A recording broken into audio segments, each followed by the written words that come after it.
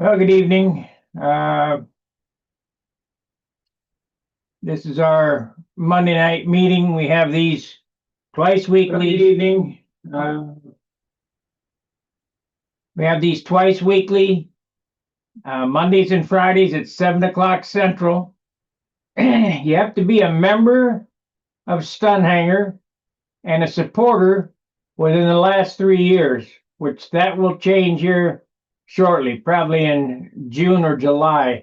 You'll have to be a current member. I appreciate you watching. The link is over at the bench, and I'm going to post it right now. And post. There you go. So if you go over there to at the bench, which you won't be able to see unless you're a supporter for 26, 24, 25, or 26. And come on in, give us a talk. We talk about all kind of things here. Let's see, things have changed on Zoom. It's kind of hard to navigate. Everybody keeps updating everything. I wish they'd just leave it alone. Let me get my iPad fired up so I can watch the chat. Oh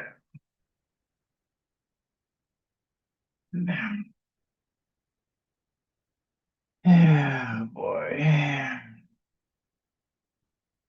Usually Gary or Bob or one of them guys have been coming in early. You know.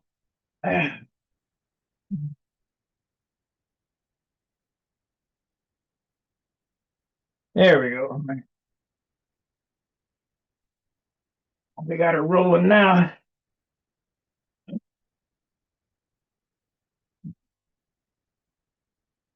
I know I was supposed to work on the Aries, but I got sick the other night. I don't know what happened.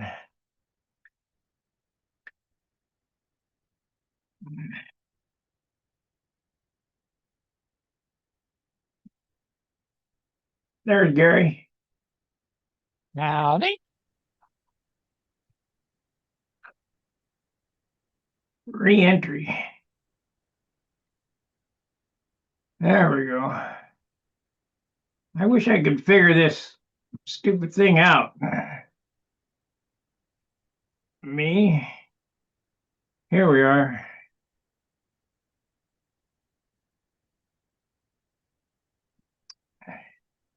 Daniel Berry Sports says, "Happy holidays, yo," or "Happy Monday, yo."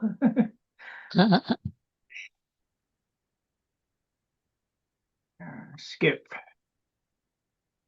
All right, we got 11 watching right now.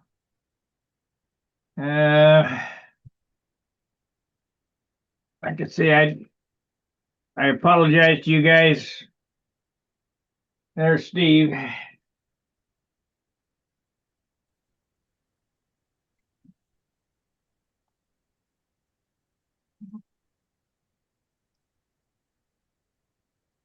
You all strapped in your car there? Got your seatbelt on, Steve? Oh, that ain't good. Well, I wasn't on last week. Had You had what? surgery.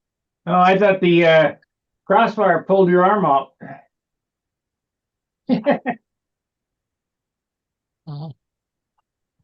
Did you have shoulder surgery? Yep. Arthroscopic repair a tear in my rotator cuff. Oh. Well, thank you, Wayne. He says, "I'm glad to see I'm okay." Man, I got sick the other day on stream. Wow. Sick to my stomach. And it was weird because I kind of dry heave, Ooh, I hate when that happens. It doesn't usually happen to me, but it happened the other night. And it just came on while I was sanding. I was sanding and boop, it just hit me. Wow. Wow. That's why my stream was only like 20 minutes or whatever the heck it was. Ah, I'm watching my iPad here. I don't know why this thing is in French though. Lior. To guard your price. Whatever. Anyhow, I was wondering that you guys didn't go flying the other day. we did. I didn't fly, but Now what is it going on here? start letting me know when you're going out there because I'll start flying now. If Okay. it's warm, Yeah, it was pretty warm. but it was windy. Well, not early. It picked up. What was that? Tuesday? No, must have been Saturday. Over the weekend. Yeah, it must have been over the weekend. It was Saturday because Fred was out there too, and Mark was out of town though, so it was just me, Dan, and Fred. Well, I'm back to work, so Oh, that's good. no, that's bad. Oh, So it's got to be Saturday, Sunday, or Monday. okay. I got to get after this profile, get it, put some paint on it. But I'm working on this stupid Aries. Everybody wants to see how the Aries is built, so Yeah, I know. and the way I do these videos, live stream, it doesn't seem like I'm getting anything done. I got a whole airplane here. All I got to do is put it together. Oh, that's good. Took several months to cut Nope. out the parts. Yeah, you had to make a kit first. Yeah, I got them all.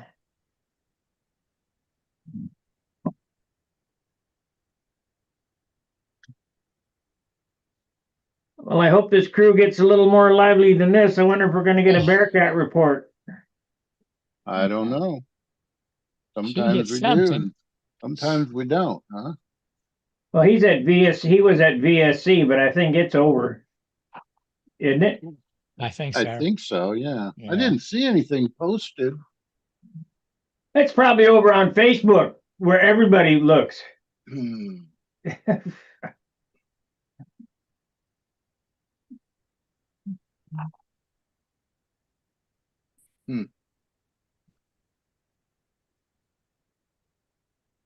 Yeah, I'm looking and I'm not seeing anything on Stunt Hangar.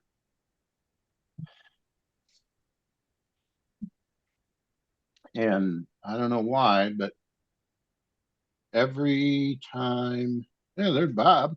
Yeah.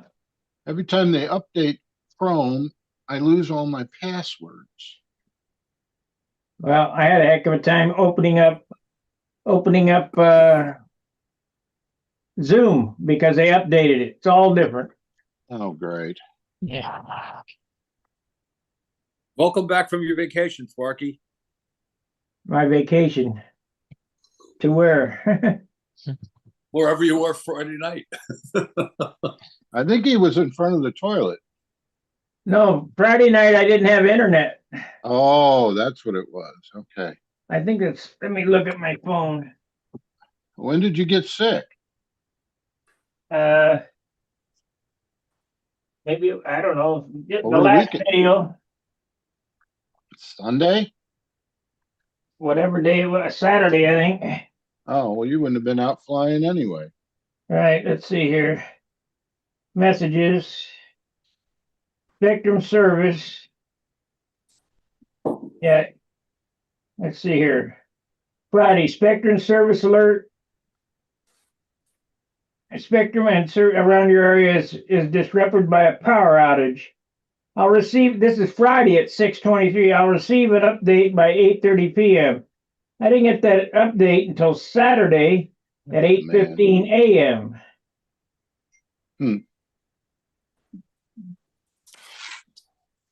Oh my, what is that? Oh, it's a jacket. I thought it was a new covering material. Forgot to put the heat on in the shop, Uh-oh. and it's cold. I've got the chills. Uh-oh. Careful with that. Yeah, I don't want to get a cold. No, you do not. So Bob, Yo, getting a money order is oh, send weird. a check. I don't care. It's already done, but I got an earful from my wife. Apparently, you can't get them at Walgreens unless you have an account with Western Union. Ain't like the old days You can where go you to could the just post. pop in anywhere and get You one. go to the post office. You get a money order. Ah, she ended up going to the bank. Your wife's all pissed off at me now. Well, it's better than her being pissed off at you. Kind of, yeah, I guess so. I'm freezing down here. Oh, that's not good. Well, I turned the heat off till it was up to 70 degrees yesterday, and I forgot. Oh, yeah, and the temperature dropped. Temperature dropped dramatically. Yeah. Yeah. Yeah, I got this interesting foam block over here cut into all kinds of weird little pieces. They get there safe? Yes, it did. Good. It did, yeah. I of course haven't untaped it or anything yet because I'm a one-armed bandit. Well, at least you're a bandit of some sort. Yeah. Oh my. If you're a one-armed bandit, do people keep putting nickels in your mouth and pulling down your arm? Yeah, I wish. 50 degrees here now. Yeah, yeah, and it was 80 on Saturday. The spring has been really crazy. Tell me about it. We were out flying yesterday with the Eberens family. How'd that go? Oh, good. You get them all trimmed up and Yeah. educated? Well, he's on the path. He's on the path. All right. That's going to take a while. You know, his flying skills are pretty impressive. He's Well, how old is he? I don't even know. He's probably 16 or something, 15. Yeah, he's definitely got the But his twitch, right? flying skills are very good. But they don't know much about trimming airplanes, which, you know, nobody's there to help him. And Right. so he came up in the very first flight. I said, just go fly the airplane and let me watch it. Uh-huh. He was bouncing every bottom. He couldn't lock the airplane at all at the bottom. And you know, you can tell a lot about how a model airplane flies, a stunt ship. You can tell a lot more about how it flies when the engine shuts off, because now it's not being pulled through the air; it's gliding, and you can see the aerodynamics of the airplane better. And as soon as the motor shut off, the tail dropped. What does that tell you? Tail Tail heavy? heavy. Yeah, it's tail heavy. We moved the battery about half an inch forward and put in about 3/4 of an ounce of nose weight. So again, and the lock was 60% improved, 70% improved. But the airplane still had this little, like a hunt to it. You know, it was in level flight. And, you know, it's my fault for not, you know, I just think that everybody bench trims their airplanes and has them ready to go. Well, Joe showed up the next morning and we're trying to figure this out. And he says, boy, that's almost acting like the flaps and elevators are out of alignment, but I'm sure you checked that. I said, you know, no, I didn't. Oh no. And we leveled out the flaps and there was about 2.5 degrees of down elevator. So once that was cured, you can imagine how well that airplane flew. Yeah. Now he's locking every corner, every bottom. Airplane flies nice track and loops. It does everything right, and he'll do a lot better, I think, than he might have done. Yeah. I had a little trim session, and you know they take instruction very well, so that's good. And his mother, Tony, is a very good coach. She sees what's going on. She sees the shapes of the maneuvers and stuff, and she picked out every mistake that I picked out. So I said, don't listen to your dad, listen to your mom. There you go. We had a good time. We had a pizza party. But on the way up, they were supposed to be here at about 11 o'clock on Saturday. They didn't get here till 3:30 because right at Allentown, about 20 minutes from the field, they blew out a tire on this big motorhome. They got this huge motorhome. Got a Mhm. double truck axle with 4 tires and everything. And they pulled into a Walmart, and the guy there, apparently they don't normally do that kind of work, but he saw they were in dire straits. So he said he would. But they got that tire off. They checked the other tires, and they all had dry rot. They all had splits in them. So Ooh. they didn't have 4 tires, and nobody delivered that day. It was And- probably, it had probably sat all winter. Yeah, yeah. Probably the last time they used it was when they went to the Nats. I would imagine. So at any rate, they had to change all 4. So they went there, and the manager of the Walmart said, "Well, I can't leave to go get the tires. They won't deliver them." But the manager lent them his pickup truck. Wow. Gave them gave them the address, and they took GPS and went and got the tires, brought them back. The guy put them on, and they got to the field about 3:30. So we flew till almost dark, and then until it got too cold to fly. Mm. And then Sunday we started right at 11. Joe Daly came over, and we had a really good day on Sunday. It was like 5 to 7. It got up to 70 some odd degrees, so it was good. Yeah. Good time had by all. All right. Yeah, the weather took a turn for the worse Sunday here. Winds picked up like crazy. And then the temperature dropped, and here we are. It's still unstable. Yeah, oh, for sure. Every year we get this little teaser, a couple of days of teasing weather, and then we think spring's here, and then we're like disappointed because the next 2 weeks are cold. Yeah. That's how it is every year. We forget every year, and that's exactly what happens every year. Selective memory. Yeah. Just hopeful that we're going to get good weather and it'll stay, but it won't. The weather doesn't really stabilize until early May. Mm-hmm. Yeah, April's sketchy too. Yeah. But it sure is nice in June and July and August, I think. I About- like the heat. September. Oh, you like the heat, yeah. Yeah. I'm with you, Sparky. If I never saw another snowflake as long as I lived, I'd be a happy camper. I'll tell you what's really bad is I've been watching videos on where I used to live, the Salton Sea. That's all you gotta do is look it up, and it's a barren wasteland. I mean, it's terrible now. But I can just look at that and remember how nice it was at 120 degrees, Oh, wow. But it's dry heat. Yeah. I remember one Yeah. year, one year we were out at Tucson. Billy and I, went out 9 years together in my van. And because it's usually 70, 80 degrees out there in March. But we got out there, and one morning it was like 38 degrees or something. It was really cold. And everybody's huddled around talking to each other with whatever warm clothes they brought, which usually weren't a lot. And they're out in the field, and there's one group of guys. And Willie was walking by this group, and somebody says, "Man, it's cold." And Billy says, "Yeah, but it's a dry cold." Yeah. It ain't like ours where it's a wet cold. Oh, yeah. That's better than a wet cold. Ours Are they was flying, Howard? They flying any stunt?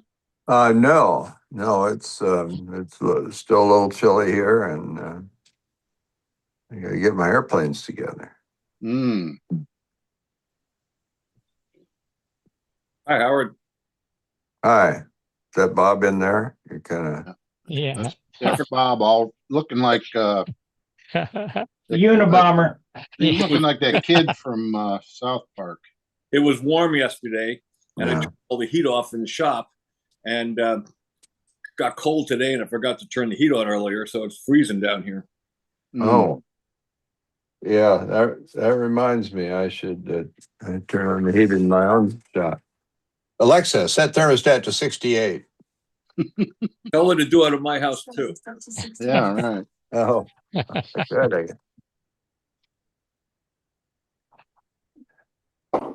68, man, you can live at 68. I'm warm blooded or cold. I'm warm blooded. I need like 74 degrees in the house. Mm. Yeah. Me too. Yeah. No, that's enough in the shop.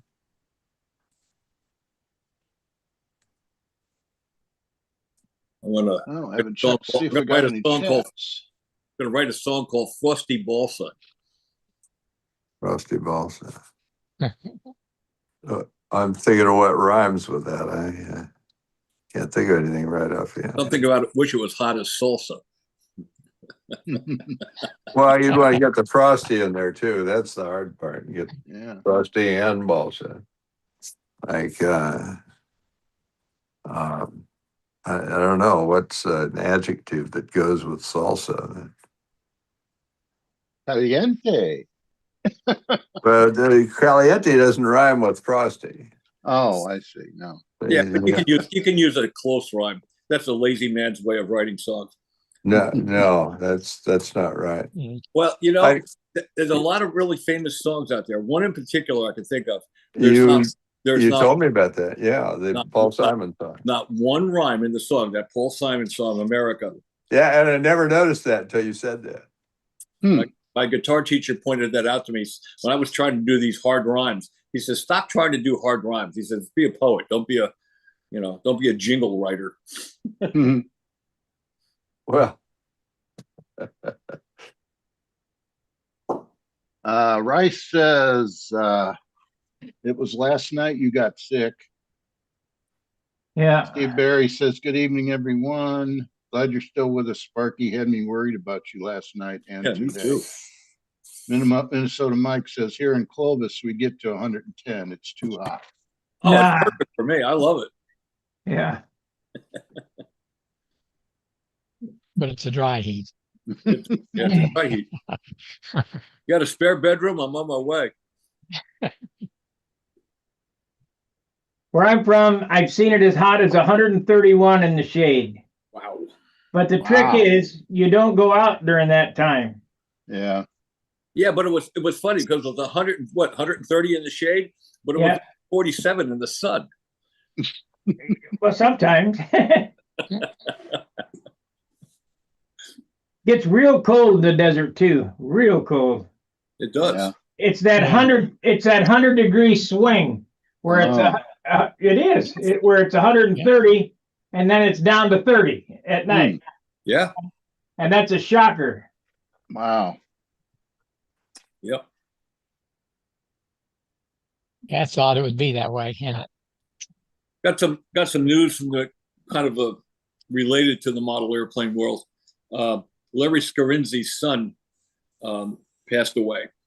Oh. Patrick. I got it. Yeah. I heard that Richard Stubblefield died today. Oh no. Oh, wow. Oh. That was a name in the combat circles, huh? Yeah, oh yeah. I was on a team or two with him. He's a lot of fun. Yes, he is. Was. Yeah. Now, George Cleveland, I enjoyed being around George, but I can't say he was like a comedian. No, he wasn't a comedian.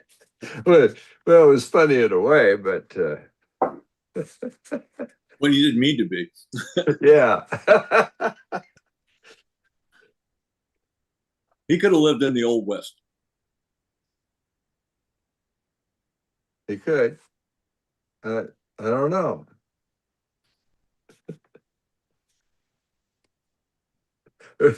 Yeah, one time I went to a hobby shop with Richard, and they had silicone fuel tubing in like 10 different colors. And he did this soliloquy where he described the properties of each color of tubing. Wow. Which was all a balderdash, of course, because it's all the same. It was hilarious. Yeah, I met him in 1964 at the Nats. He whooped me, of course. What year did you come to Union to fly at the Union contest? Was that about 64, 65? 1971, probably. Was it that late? Yeah, I was living on Long Island that summer. I remember you being there. My how time flies at 45 years ago. Yeah, my memory of that contest was Harold Brown Harold Brown. threw a Budweiser can in the bushes, and I was kind of shocked by that. And he said, "Well, it's red, white, and blue." Harold Brown and Don Schulman hung out together a lot.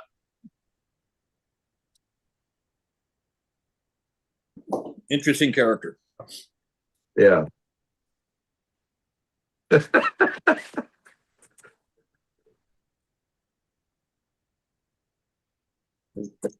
There's a guy that made Howard Stern seem normal. Which one? Harold Brown. Oh.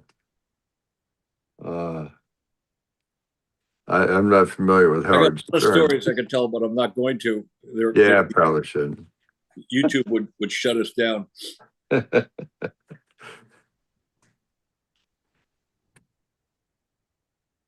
Mm.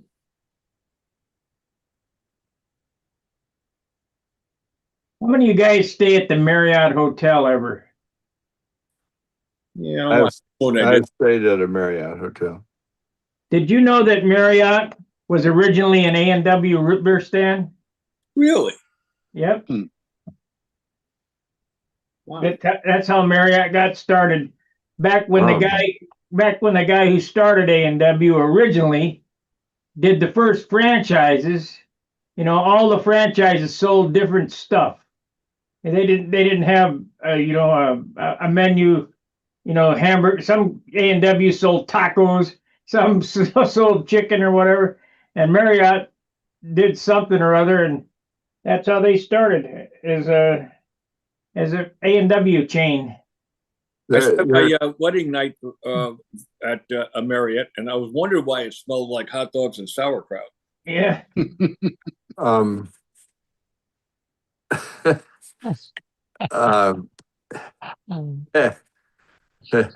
The Marriott bottle is a principle. I don't know when that was invented, like a couple hundred years ago, but this is the principle of the Uniflow fuel tank. Really? Yeah. My sister-in-law she was an executive at Marriott.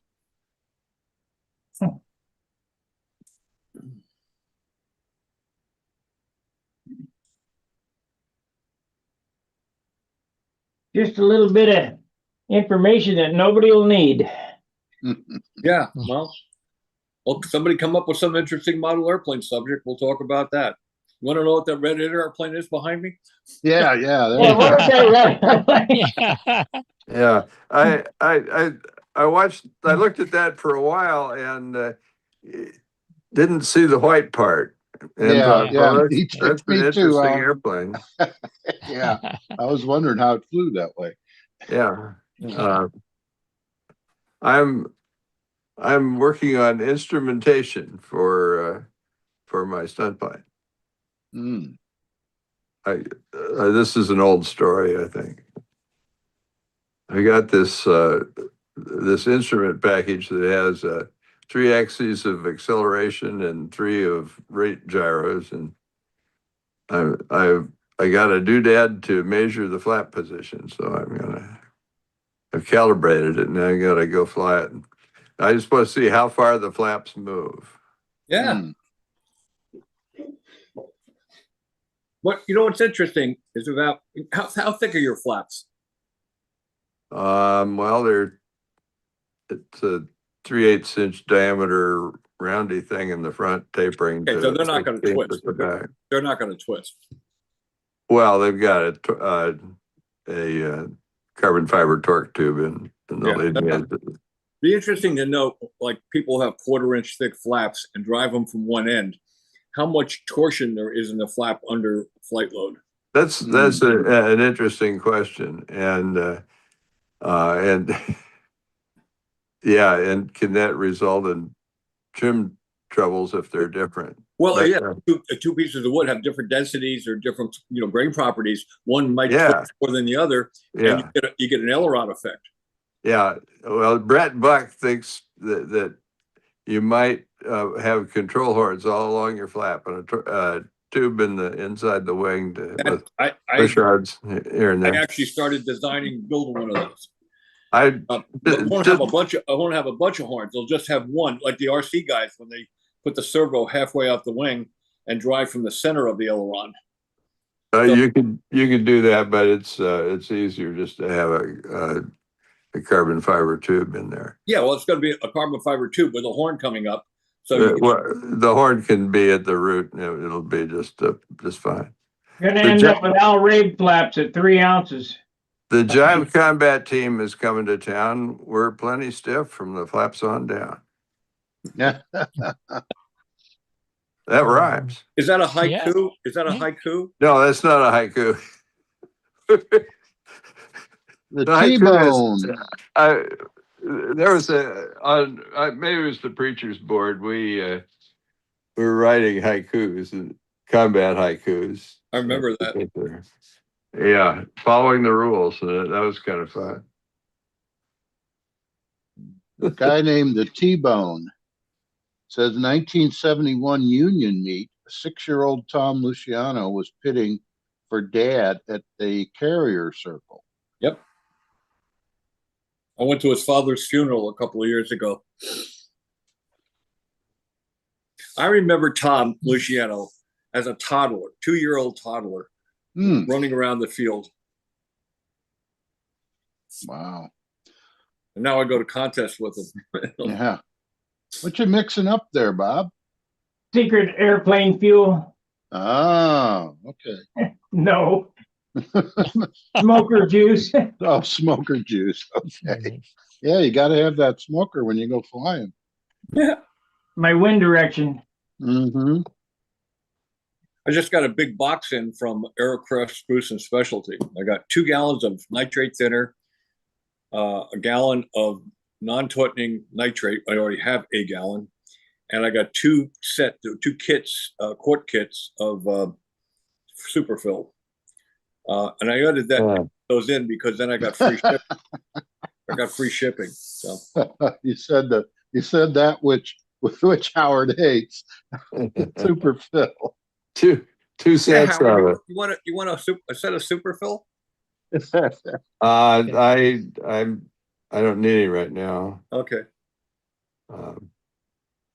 I can't fathom anybody that doesn't love that material. Me neither.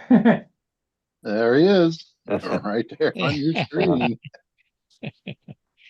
Yeah, I don't know of anybody else who doesn't like it. Offhand. Well, what exactly don't you like about it? What don't I like about it? No, why don't you like it? Yeah. Why don't I like it? It's too stiff. It has holes in it when it. Which you have the paint go into. Yeah. Well, balsa does too, I guess. We don't consider that a virtue. I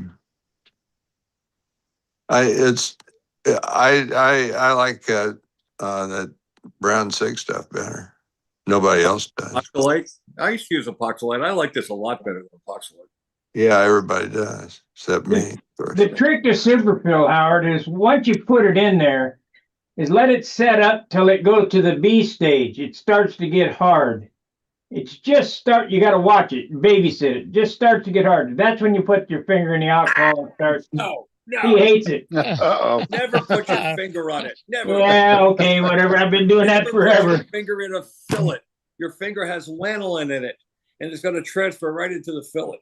By the time my fingers got MEK and acetone and all that stuff on, there ain't nothing left on it.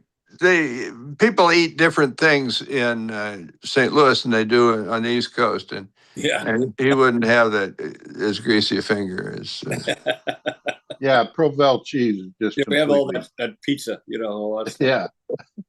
No, but Billy Simons taught me that. He said you get bubble fillets, it's because you rub your finger in with lanolin, and because they seal it off by sealing the surface of it.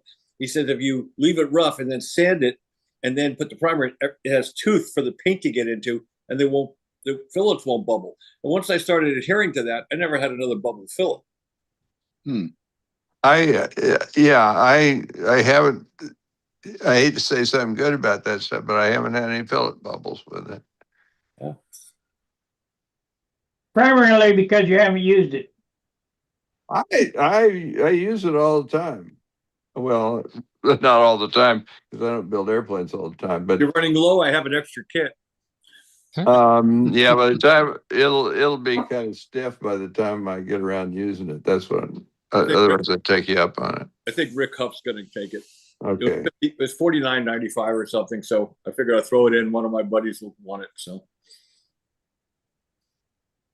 I'm going back to dope bases. I've been using all these synthetic bases, and I build these hyper light airplanes. I build pretty light, as you know, and we all do here. And I can't see any sense of building hyper light and then putting a lot of filler material on and heavier material than's necessary. I mean, it's worked for me, but I think I could build airplanes that are a couple of ounces, maybe even 3 ounces lighter, 2 ounces lighter, if I go back to a dope base at least. Didn't Philip Granderson in his later days eschew his talc and just used all dope? I don't know, but that was good word usage. I don't know if I pronounced it right. Eschew or Granderson? Well, I know I pronounced Granderson right, I think. But you pronounced the shoe right. That was good word. Oh, I did? Maybe I was just sneezing. I don't know. God bless you. Yeah. It's like the Rocky Horror Picture Show.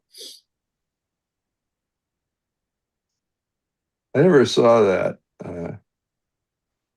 But it's I guess it's the kind of thing that I'd like. I never saw it either. We'll go see it sometime. Maybe they'll have it playing when we're in Muncie. Yeah. You got to read up on it though, because you got to bring a bag of stuff to throw at the screen and everything, you know. Yeah, that's what I hear. Rice and something. Yeah.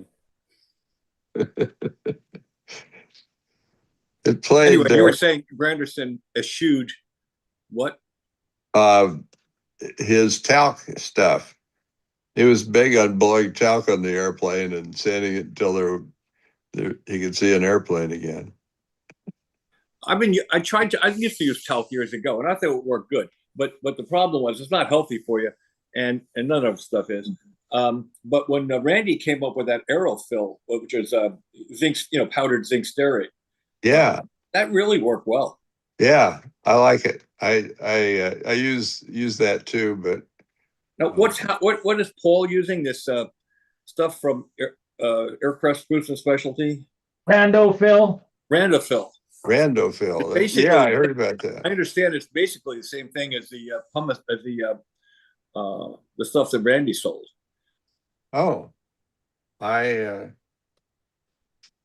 had a chat with him a couple of weeks ago, but we didn't talk about finishing. What did we talk about? I don't know. Yeah. Well, O'Toole taught me the lightest way to finish is with clear dope only. Yeah.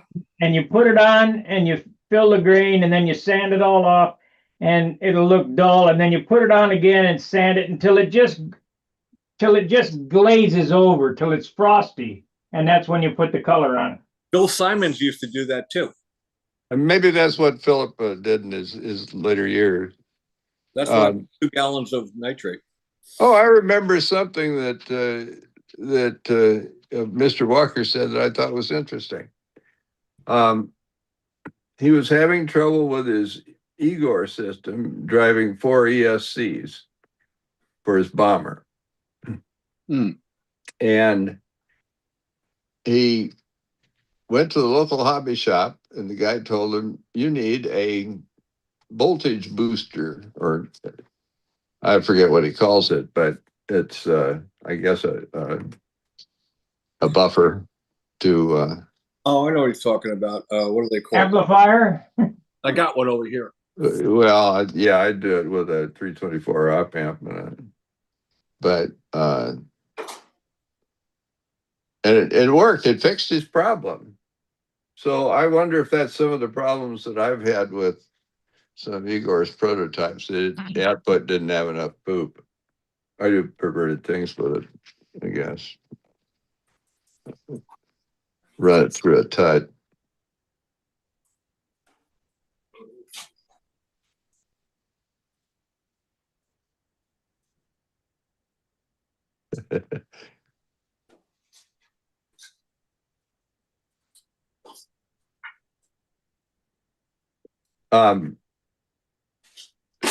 Where'd Bob go? You know, you He could went, He You went to get- go get the gadget you were talking about. get a couple of, oh, that's right. Yeah. See, I have this short attention span. I was thinking Bob could get a couple of little neon lights for his glasses or something like those characters in Star Wars, first Star Wars movie. Hmm. They had hoodies and uh,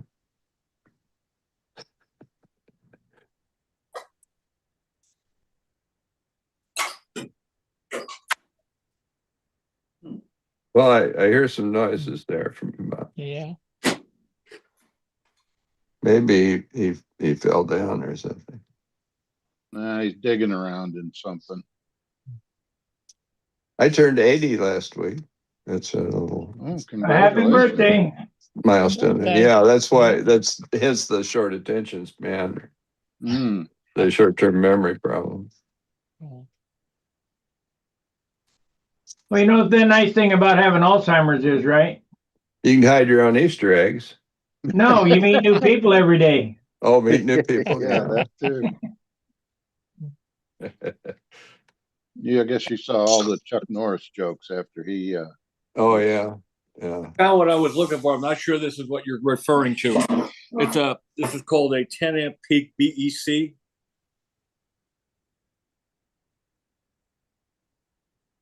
It's like an ESC kind of, sort of.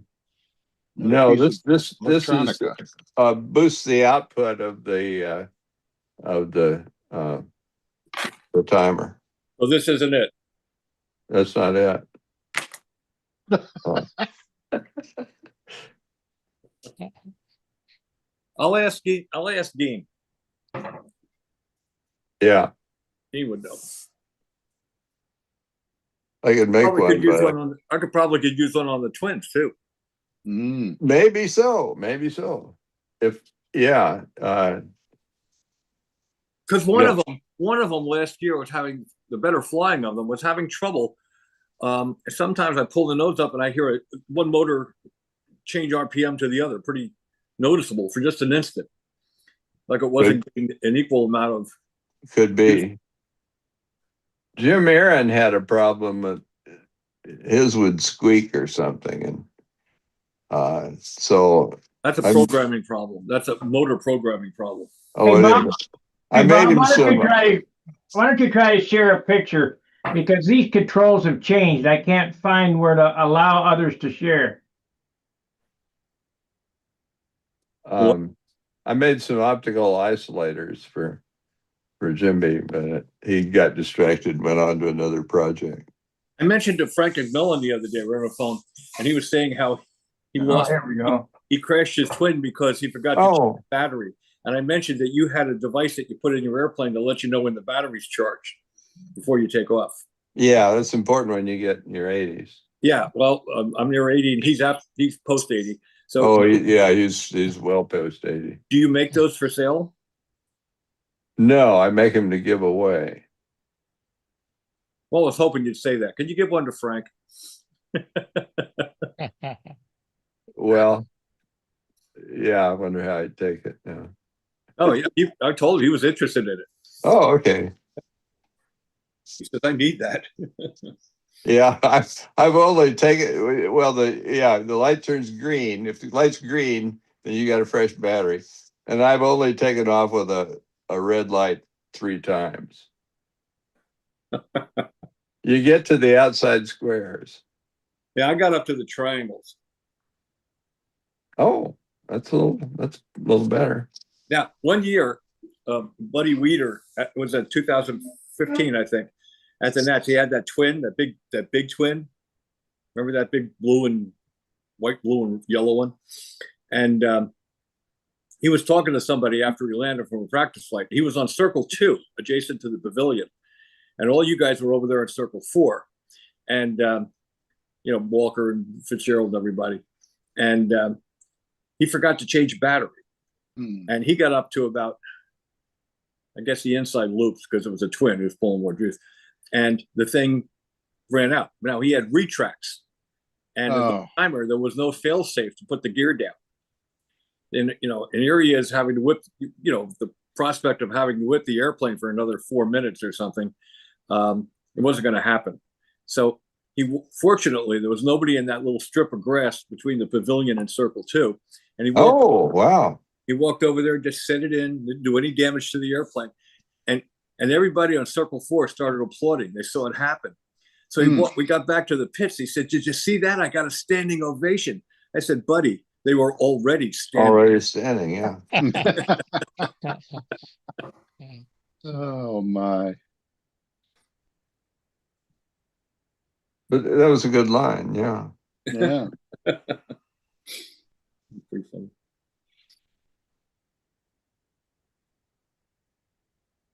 There's a guy, had he kept at it from the time he was a teenager, he quit in 62. And he went to the 62 Nats with the JD Falcon, left out a maneuver, and took second place by only a few points to Bill Warwick. Had he finished the pattern, he would have beat Bill by like 20 some odd, 30 points. He was a combat flyer. He flew some combat. I knew him as a combat flyer. Well, I didn't know him, but On the East Coast, he was more noted as a stunt flyer. oh, Him and Eddie Elastic and Lou Walgast and Frankie Pies. There's a bunch of local guys that were pretty good. oh, yeah. Lou flew combat? Who's that? Lou flew combat? No, I'm saying there were stunt guys. Oh, Frank Pies flew stunt. He flew stunt here, but he won the 61 Nats with a quicker and a Torpedo 35. One combat, yeah. Senior combat. Was it junior combat? So junior combat. Because Harry okay. Schell won senior that year. And what's the guy with the Explorer? Jim Rebar won open. He did? Yep. What year was that?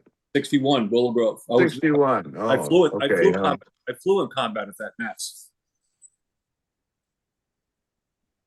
Ah. I didn't do very good. Hey, Bob, where did Walt Prey live?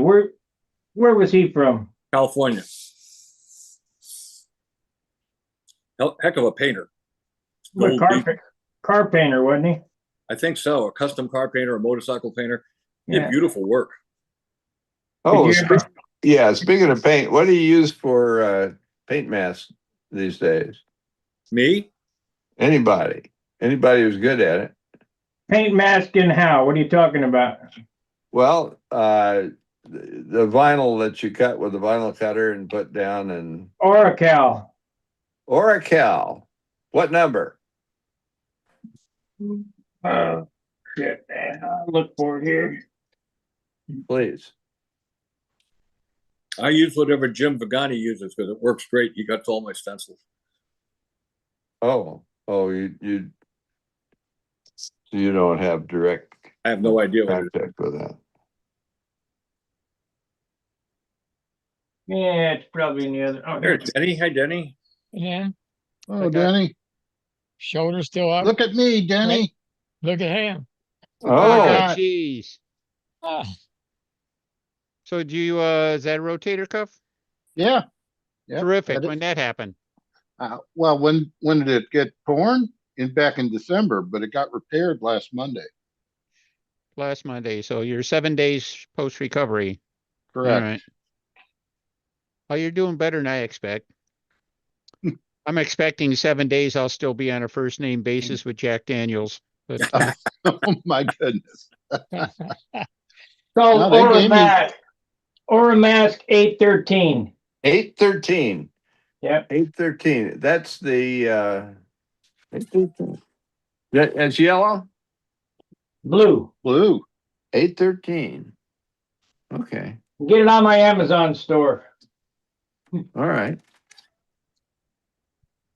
When And you get, can you slide it around with the water and stuff? No, mm-mm. no, Oh. you take, I got some clear transfer tape that goes over the top of this so you can see where it goes. Yeah. And then you place it, you measure and place it where you want it, then tape it here, turn it over, peel the backside off, and then hinge it on down on the work. Ooh, And that's scary. yeah, it's easy. Oh, Easy okay. for Yeah. Bob. Jim Aaron does that. He doesn't slide his mask around. I think that's too scary. Maybe during COVID. Well, that's a different mask, and not as the lone driver. Of course, I wear a mask. The lone stunt flyer. Lone driver. Yeah, we're what's the name of the N something mask? N95. N95 mask, and ride through the West on my white steed, handing out silver vortex generators. Who was that masked man? There's a Yeah. Oh my. Who was When- that? I don't know, but my airplane flies better. Yeah. So when's your surgery scheduled, Denny? Couple of weeks yet. Oh, you still got a April couple of weeks. 17th. So I still got a while to wait. That's kind of cutting into the contest season. Yeah. I should be recovery supposed to, they said look at something like 12 weeks. That would put me at about July 17th. Oh, you can judge at the net. I Yeah, don't know if I you don't know could. if I could Yeah. judge left-handed or not. We'll Well, get by you. then, We'll get by you, then we'll you get can you a hold. scribe. You should be able to hold a clipboard. We'll get you a scribe. Hmm. You know what you can do though, What's that? and I'm looking for them. You can help me appearance point judge. Oh yeah. I don't know. You don't have to pick up the Howard air. and I were talking last week. It's such a long drive from Fort Wayne to Muncie. I don't know if I'm even make it, but Yeah. Oh, We'll see. yeah. I mean, it's almost triple digits to get there. So And anyhow, Well, I'm triple gonna give you. digits I'm gonna and give you triple digits in a minute. You know. So what was that? Read between the lines? What was that? Yeah. Yeah. Okay. I don't know if I had any ounce of common decency. I'd volunteer to judge, but that's kind of self-fulfilling, that statement. If I had any decency, but I don't know. Think We'll about see. it. I need appearance point judges. I had two of them cancel out on me. Oh, One of them might still come. Dave Gerke was going to come. oh wow, that'd be cool. Yeah, That'd be cool as hell to get him involved again. Yeah. he asked me to give him 2 weeks to make a final decision, so I did that. Well, he was going to come specifically because Les McDonald had agreed to do it, but then Les told me that, with the situation at home, Roberta, is having some issues, and he says he can't commit, so he's not coming. So Gerke, I called up Gerke. I said, in good faith, I got to tell you, Les isn't coming. He says, oh, so I'm not sure he's going to be there either. And Stan Powell is only going to come if Martine comes. I need 4 judges. What? Gene Martin's not flying? Yeah, if Gene comes and flies. If he comes and flies, okay, good. If he comes and flies, Stan will come with him, and that's one. I mean, nobody's going to argue with, he's a good builder and finisher. I only want people who are really knowledgeable about that part of it,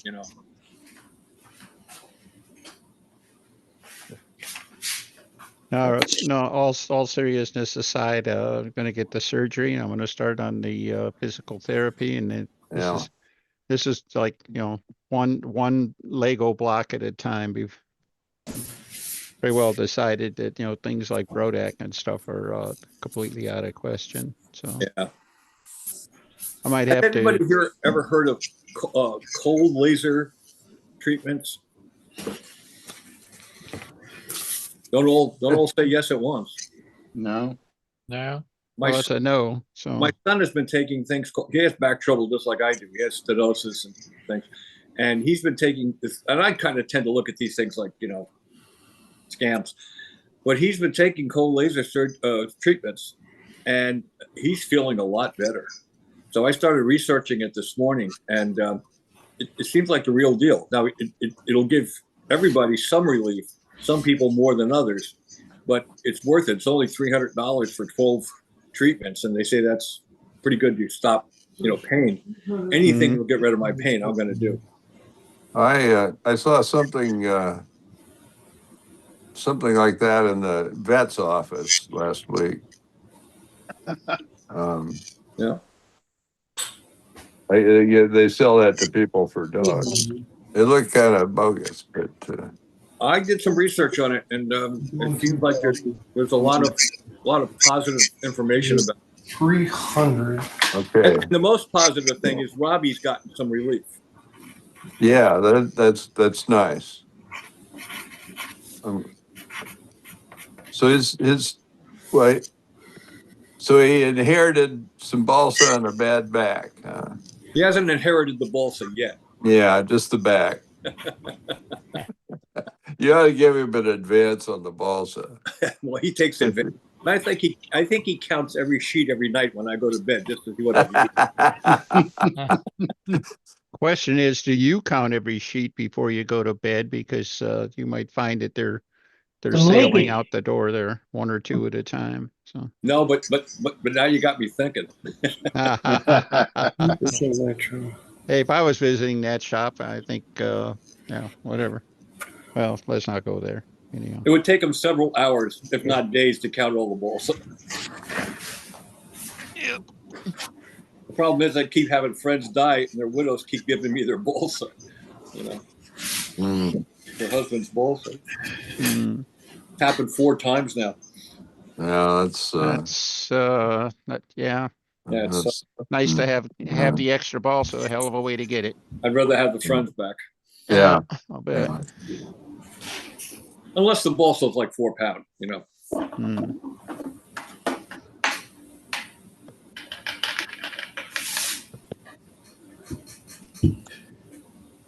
What's that man doing with those gloves?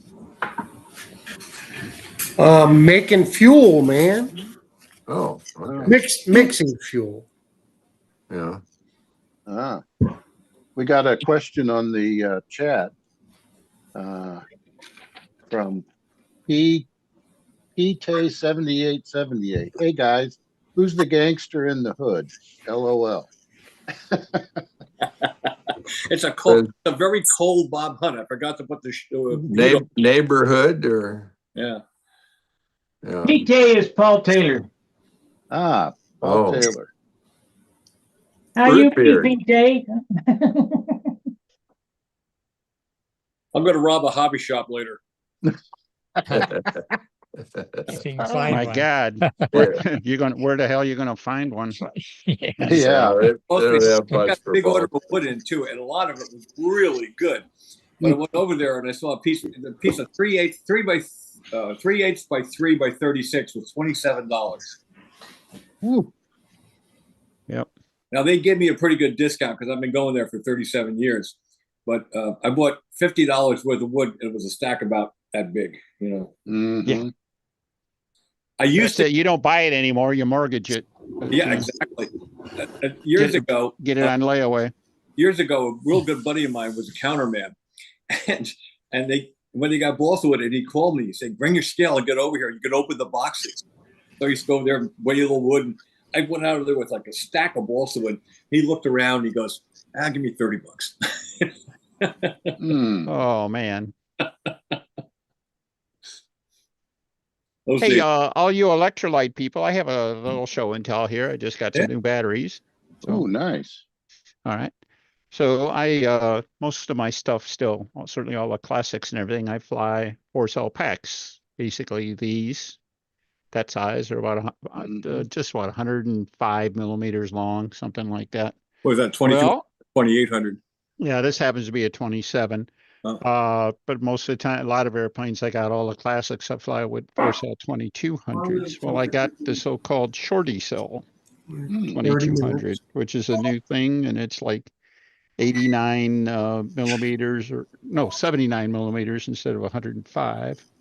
And also the 4-cell pack that used to weigh in this format, it weighed about either somewhere between 8 and 8.5 ounces, depending on the brand. This weighs 6.3. Wow. What's the brand and where'd you get it? I got them from a company called Bant. They're the supplier for Brodak, and I wanted to get some and try them out before I try to bring them into the Brodak thing. But I also got some 6-cell flavors. Hmm. 6-cell 22. That might be a little smallish for some folks. Little, But 6L 22, 9.3 ounces for a 6L pack.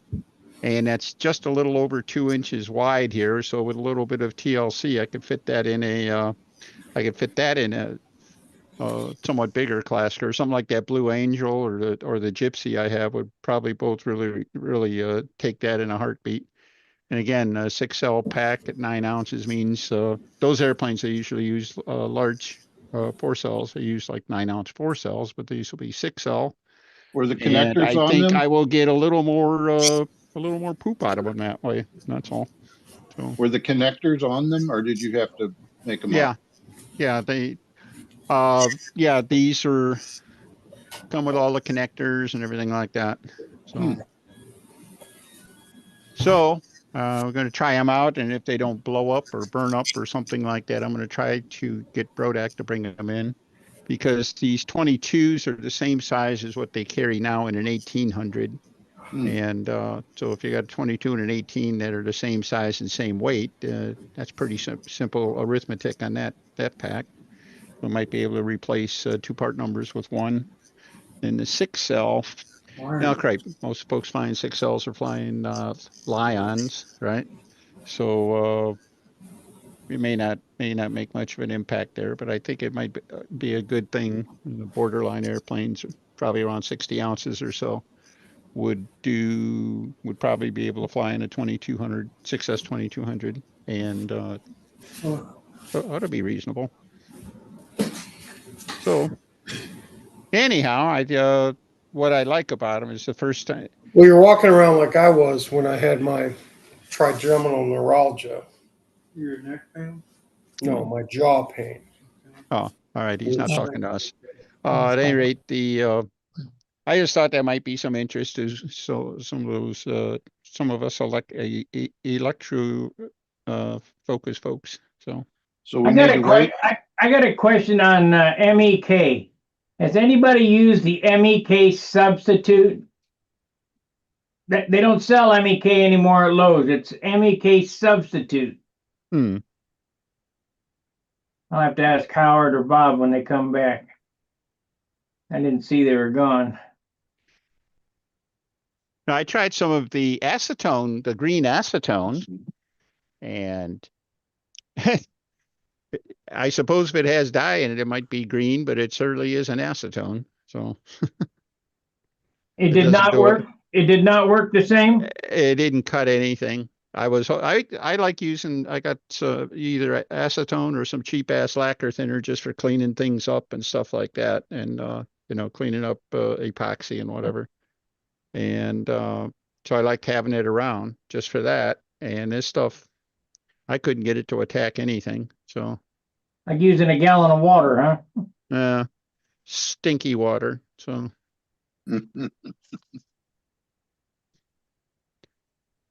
anyhow. So Steve, what's your recovery look like? Have you started therapy yet? No, I'm only a week in. Okay.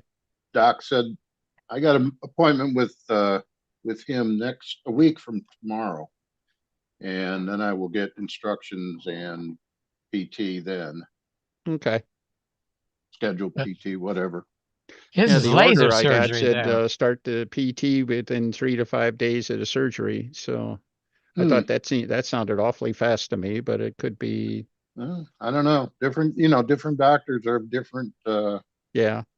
Well, it could be risk the first levels, I session guess. might be just put it in your map, put it in your navigator and save it. It could be not much more than that comes out of the first session, but Yeah, no, he told me not to drive or anything until we did the first follow-up.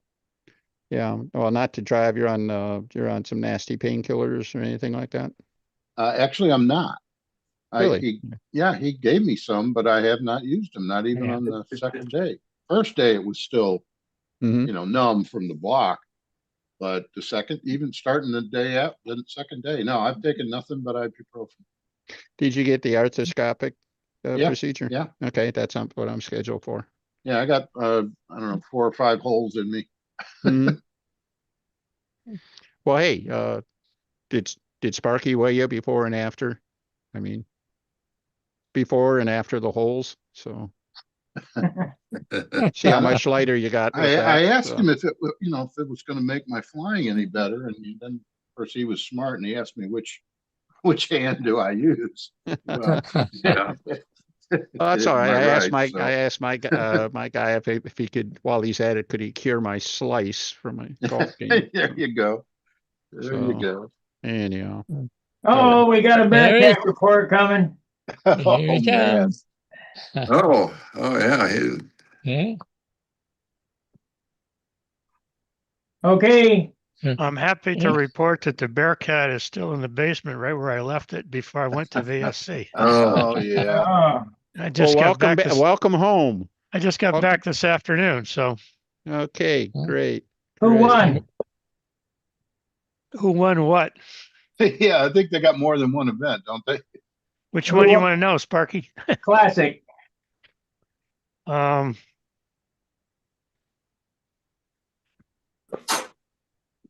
Joe Gilbert. Surprise, surprise, surprise. Who won Ringmaster? Jim Aaron. Oh. Yeah, he was surprised at that. Well, he beat out Joe Gilbert, and Joe's Yeah. one of the best ringmaster flyers I know. So Taking down the perennial champion. yeah, Joe now the still got target the for- Eagle Award. Oh, who got it? Oh, Joe did. Yeah. Joe got the Eagle Award because he also won Old Time and Classic, and yeah, those two.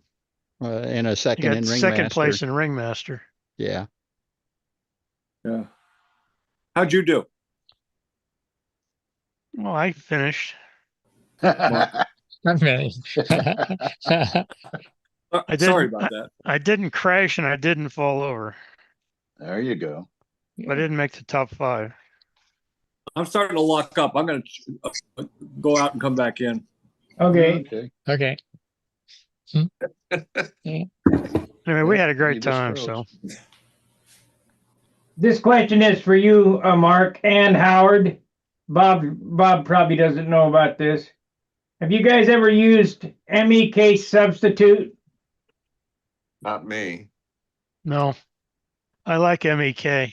Yeah, I do too. They don't sell it though. I can't get it. I got it off eBay or off of Amazon. Did you really? Yeah.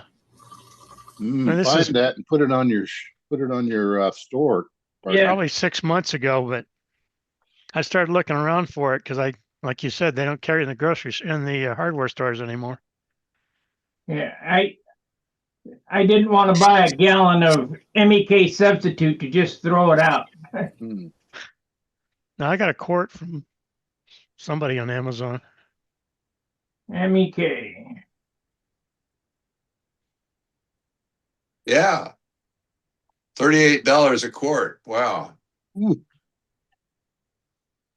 Is that Alliance Chemical? Yeah. Yes, it is.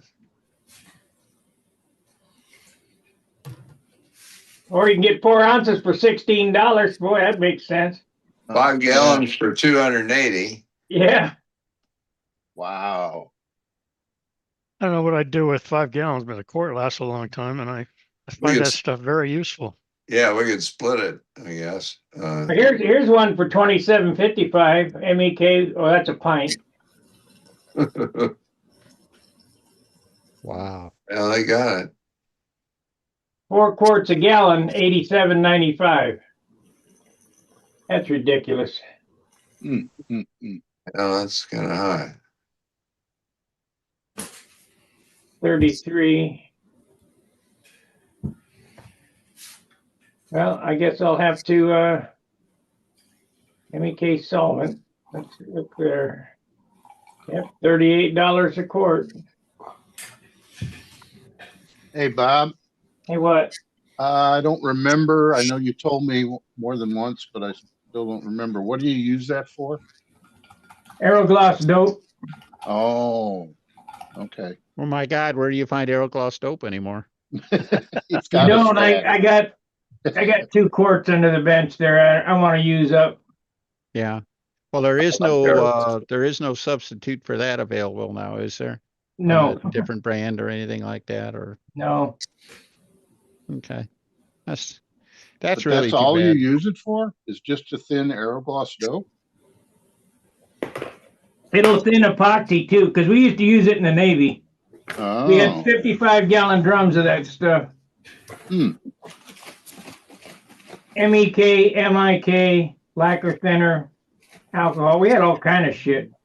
Carbon tetrachloride. I mean, Carbon jet, yeah. by the And gallon, by barrels full. Yeah, by the big barrels, jug. yeah. Yeah. Wow. It was heavy. Yeah. I remember that about it. Sure is a good cleaner, though. Yeah.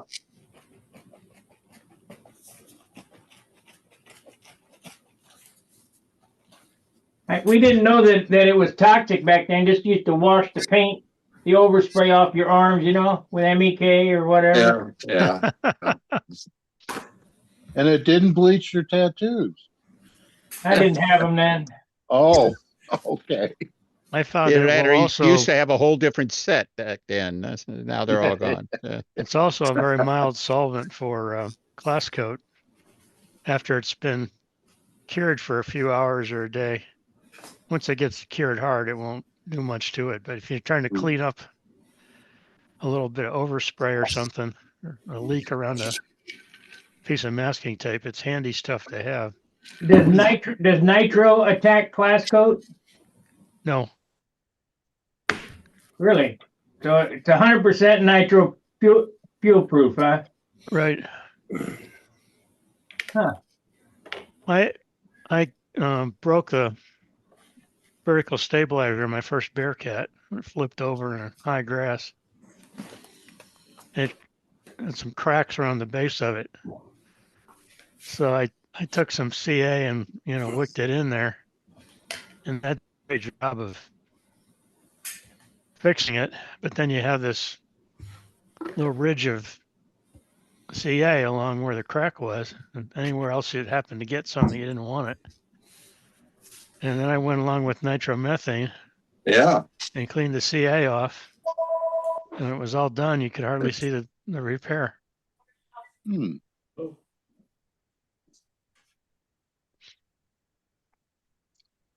That's interesting. So nitro cleans up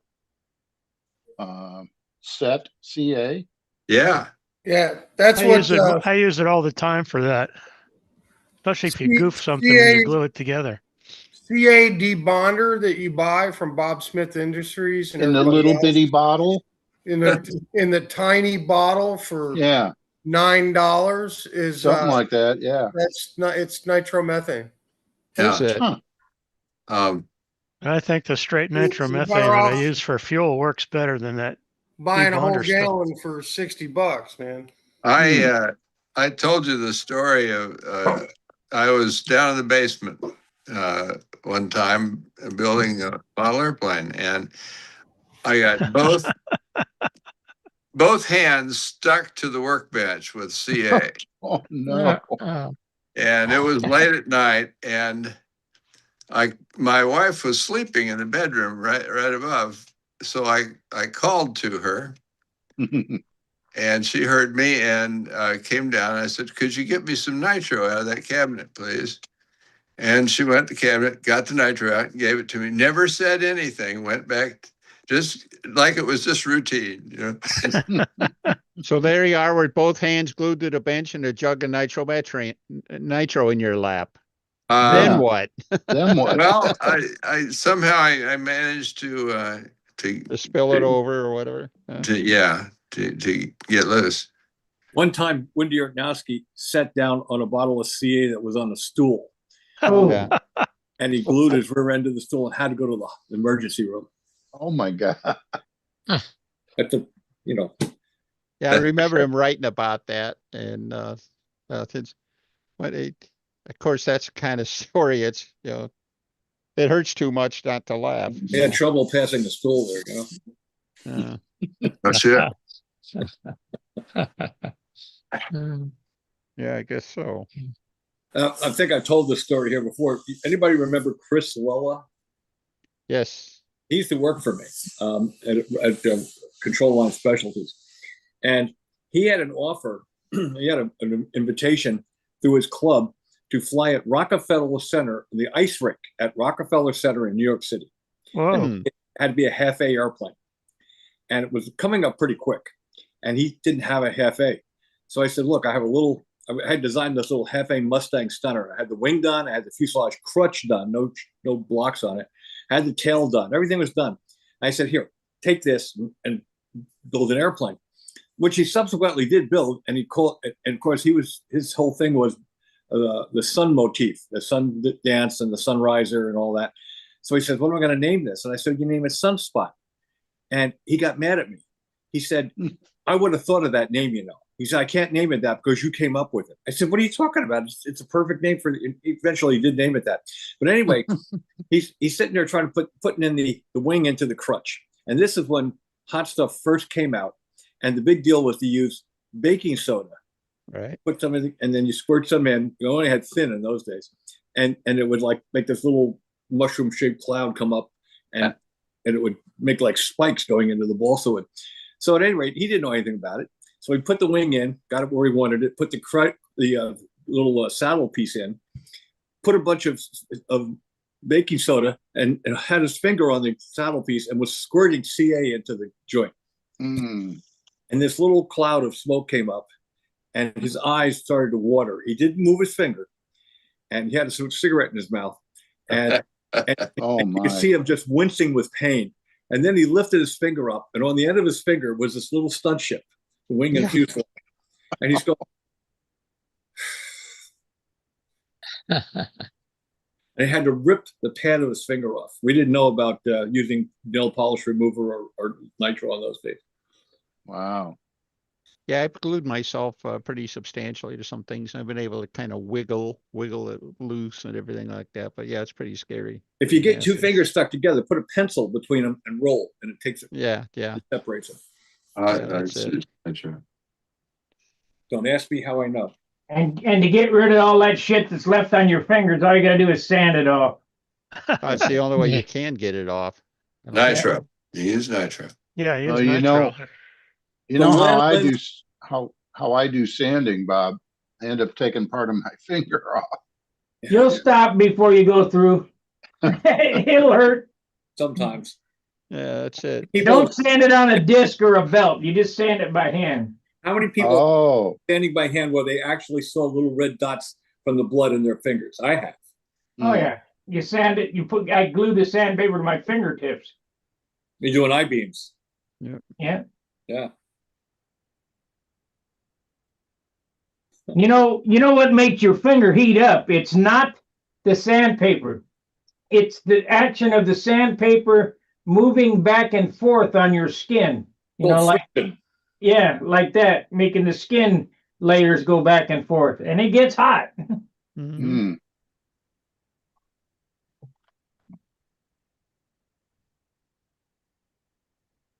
I know I've told this story, but I'll tell it again. We were at SIG, and that Frank, I can't remember his last name. He was from Michigan. He built- Carlisle? Yeah, Frank Carlisle and I were, screwing around there at SIG. I reached into my flight box and I had an X-Acto blade and I slit my hand wide open, deep enough that you could see those little yellow worms coming, or, Yeah, the yeah. white worms. I said, shit, I'm going to have to go to the hospital and get stitches. I said, well, I tell you what, let's just glue it together. So we went up to the trailer they had there. And I said, Frank, and I paid her, gave her a bloody $20 bill.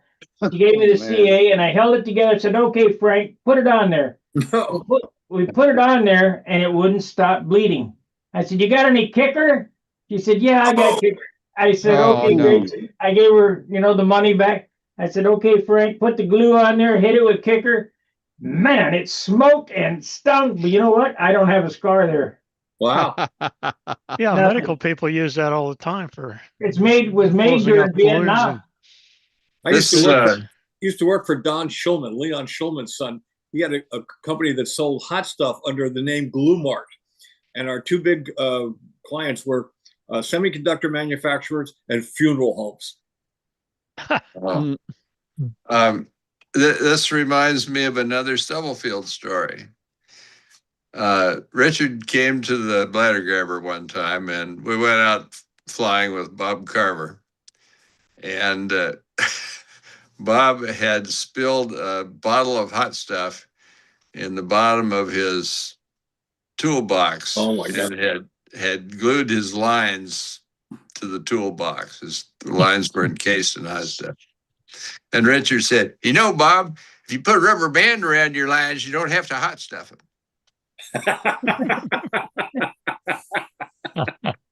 Hey, for the benefit of those people who came in later, explain why we're talking about Richard tonight. Richard died today. ah. That's too bad. yeah, I saw that announcement, but I don't know who the guy was. Where did he live? Houston, Hey, we got a new guy coming in. combat Yeah, flight. Ken, but you got to turn on your camera. There goes his microphone's on. Say Thumbs something, up. Ken. There we go.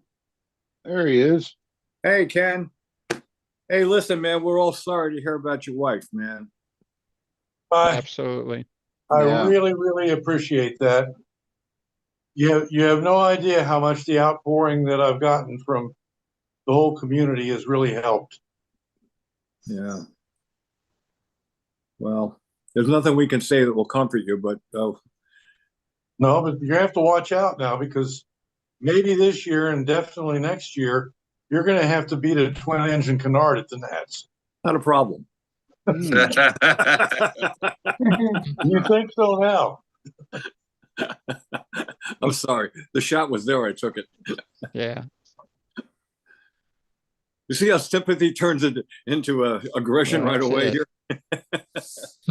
That's about it.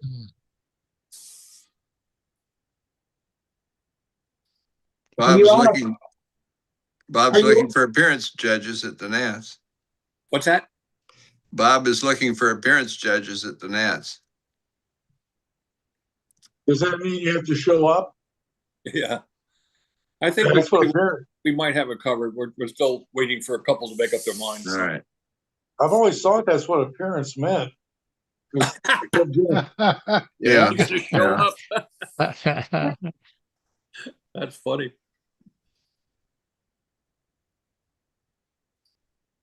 Hmm. Hey, Mike. Where's Mike? There he is. He's muted. Yeah, what's up? We were talking about this before earlier. We got Angstrom all hooked up. His airplane is all working really good now. Oh, Well, good. that's good. That's good to hear. That's good to hear. Did you have to do much to get it working? Yeah, a lot.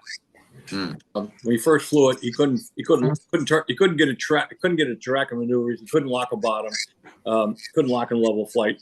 So I waited till the motor shut off and looked at it. The tail dropped immediately. So it's tail heavy. So he stuck some nose weight in, moved the battery forward, and flew a lot better. But it still was hunting. And I didn't even think about it because I'm used to bench trimming. I think everybody bench trims when they go to the field, but apparently they didn't. The next day, Joe Daly showed up and we were trying to figure it out. He says, "Well, I'm sure you checked the flap elevator neutraling." And I went, "Oh, I forgot to do that." So when we hold the flaps level, the elevator was down about 2.5 to 3 degrees. Hmm. And they've been flying it like that the whole time? He was flying it like that. And we fixed that and got a new handle setting. And now he looks like Orestes Hernandez Jr. Yeah. The kid can really fly. He can really fly. Good. He has no bad habits. That was the thing that I noticed about him when I saw him fly the first time. Yeah, he's the real deal. If you get some technical knowledge and trimming knowledge, which we try to give him some, he's going to be around for the duration. And now he appreciates how much difference that makes. I'll bet. Yeah. Yeah. Oh, he looked really good. He was locking bottoms and turning really good corners and locking bottoms. And Oh, that's great. we were coaching when he had some shape issues and things, but that's what you need a coach for.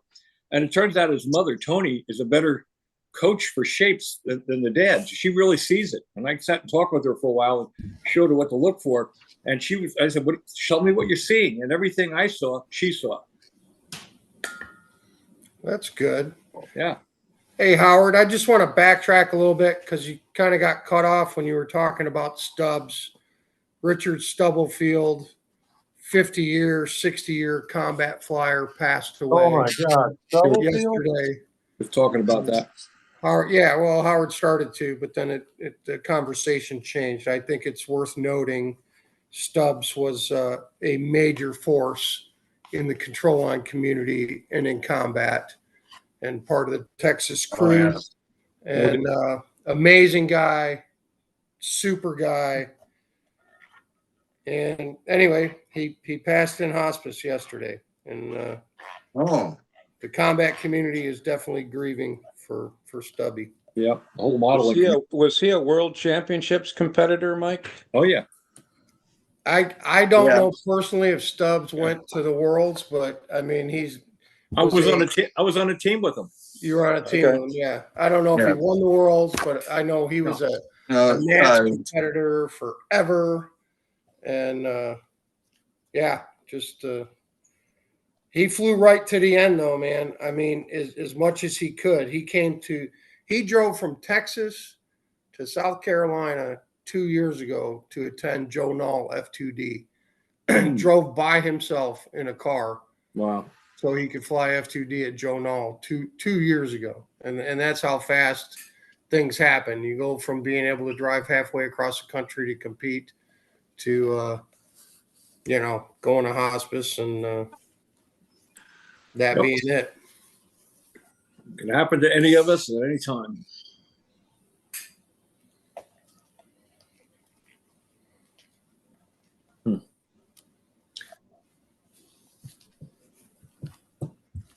Well, Dennis, when you get friendly with that Jack Daniels guy when you have your surgery, lift a toast to Richard.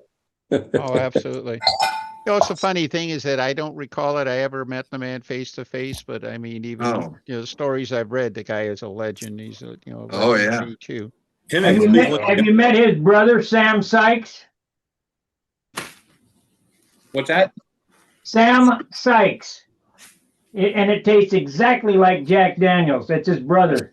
Oh, not Richard's brother. No. Richard had two brothers, and I went to the Dallas Southwesterns You missed. many years ago when it was a big deal. I think 1970 or so. And all three of them were there flying combat. And somebody said, now watch out for those people because they're bad sportsmen. Not Richard, but his brother. But we didn't see any evidence of that because they took first, second, and third. No, that's another story. Okay. He was talking about Jack Daniels. Yeah. Did he fly combat? No. Oh. Jack Daniels is he may assist sometimes, but yeah. There's no actually. I think I'm pretty sure Phil Granderson told me a story about when Phil was on the international team and he'd been doing well, and he finally got knocked out and he was really mad at himself. How could I lose 100? And he said, Stubblefield pulled him aside and says, hey, take stock here. There's not many people get to this level at a world championships. Not many get to do this well. It's just take it in and enjoy it. You've had a hell of a ride to get here, and don't beat yourself up over it. Well, he did pretty good. It was 1980 in Poland. He took 1980. second. Yeah. He took third. And he was sick as a dog all week long. Oh. So Yeah, he has nothing to be ashamed of, had nothing to be ashamed of. Yeah, but he seemed to be really grateful to Stubblefield for really just helping him see perspective, perspective on everything. That's all. Yeah. And Phil's pretty pretty well grounded guy and everything like that. It's hard to imagine, hard for me to imagine him actually losing, that sense of perspective or anything like that, because I always thought he was really well grounded too. So He handled it okay. We were there. We didn't notice any of that. yeah, yeah. And we were billeted right together. We were real close Mhm. together, so. Dive combat team. Yeah. It's just too bad we can't, if there isn't some way in the world we could have put Granderson and Angstrom on the same stunt team and sent them to a Worlds. How tall was Phil? He had to be at least 6'7", wasn't he? No. He sure seemed like it. Who was that? You were sitting down at the time. He wasn't. It was Who was that? Philip Granderson. He was 6 no, feet he or wasn't less. that tall. Oh, geez. Robbie Gruber was tall, but Robbie Robbie- Gruber looks short compared to Angstrom. Angstrom, I guess, is 6'7" or 6'8". He's really up there. Mhm. I said 5'21", wasn't he? Yeah, Something like- 5'21" inches tall. I think his dad is 6'7" and Angstrom's taller. His dad is, a great big man. And, Yeah. I spent the whole Angstrom, he's weekend not with even driving a car yet, is he, Bob? No. I mean, I he's spent the a whole true weekend junior. with him, and I'll tell you, I felt like a midget. So I don't know why he's flying stunt. He could sure dominate a combat circle, Howard. What do you think? Oh yeah. It'd be like flying around a big 200-year-old oak tree, man. well, we got him. You can't have him. Mhm. Well, he did fly some of Sam's F2D airplanes at the team trials last summer. We put him up on a hot F2D plane, and he flew it just fine. Once he planted his feet and just started going back and forth, he loved it. He was He's like a natural pilot. He's natural. Yeah. He likes Carrier, doesn't he? Yeah. Well, over the years, I think he's dabbled at a little bit of almost everything, which I think is one of the reasons he's he's a good flyer at his age, is he's flown a lot of different kinds of airplanes, and concentrating on stunt certainly, but he's flying Carrier. He's even flying an old time stunt. I mean, he's messing around with a little. He has a stunt wagon. Yeah. Everybody's trying to make that stunt wagon work. Apparently, there ain't no way you can make a stunt wagon work. Well, you just got to make the thing go like a bat out of hell for starters, and it probably helps if it doesn't have a landing gear on it. Have you ever seen one that really flew well? I can't say that. Yeah. Well, wait a minute. There was a guy down at, I can't think of his name. It is a really, really good builder around the Indy area. He had one, but he flew it slow, and it was like, oh, come on now. I'm not talking about John Davis. So. No, it wasn't John Davis. Is it Condon? Was Mike it Condon? or his son? Mike Condon. Oh, was Mike the dad and his son was Rich? Scott Condon. Scott? Okay. I think Scott had it. He had a real pretty one. I only saw it a couple of times, and Scott kind of drifted off into other things like making a living and raising a family and all that other mundane stuff. But he had a really obviously very well built, and it seemed to fly well.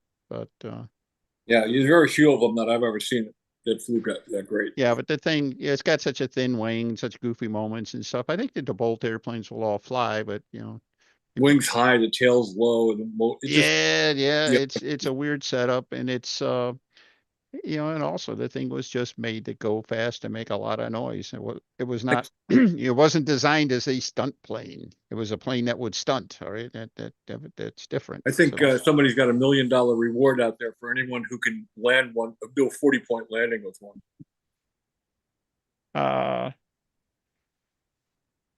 Actually, I wanted to build one with, the thing had a drop-off landing gear, and of course we can't do that now. But I wanted to use that as an excuse. I wanted to put a retracting landing gear on it, That'd be interesting. Would that be legal, you think? Probably not.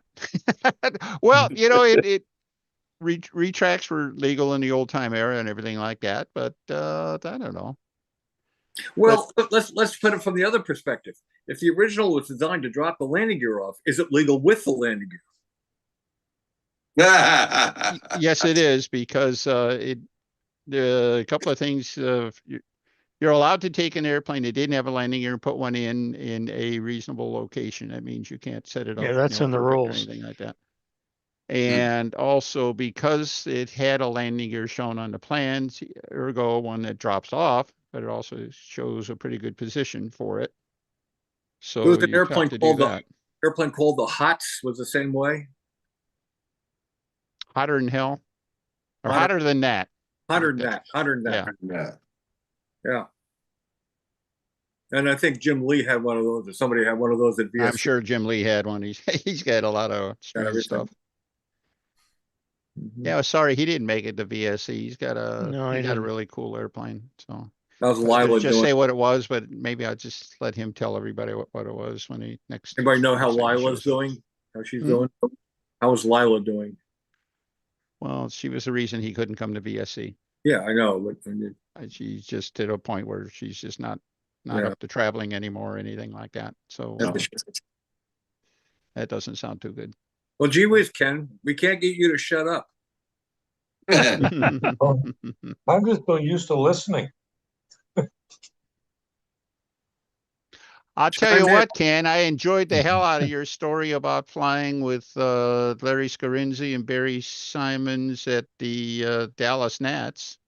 Boy, that left some lasting memories with me. He was really responsible for wanting me to move from doing stunt just as a kid into really flying it, Mm-hmm. really going after it.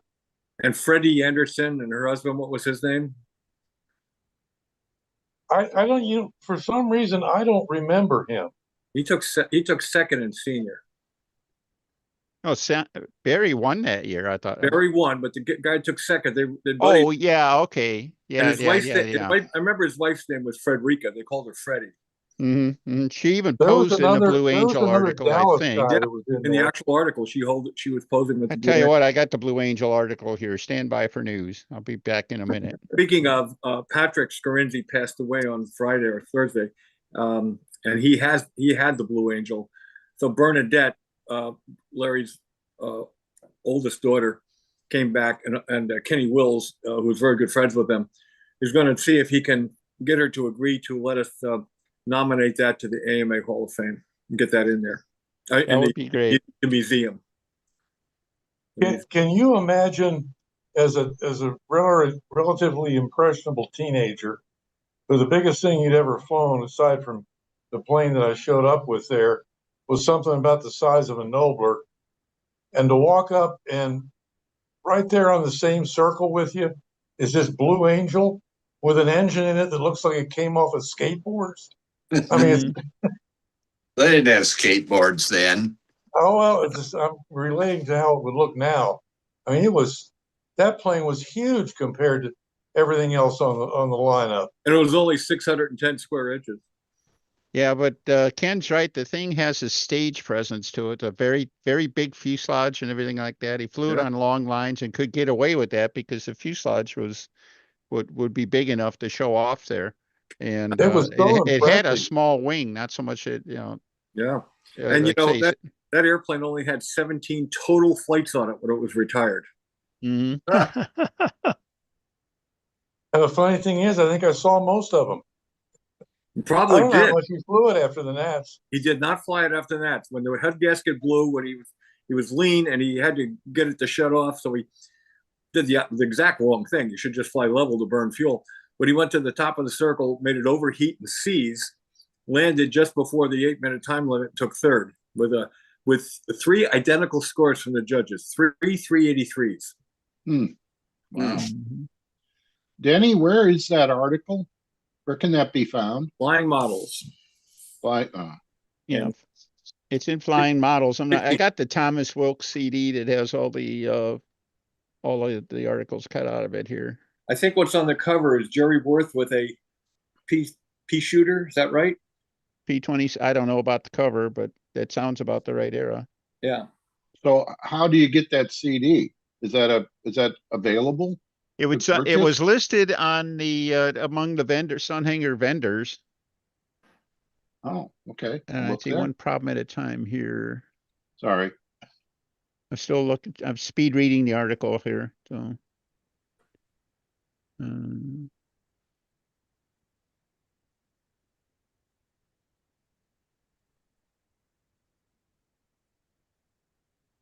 He's a Which slow- issue is that, Dennis?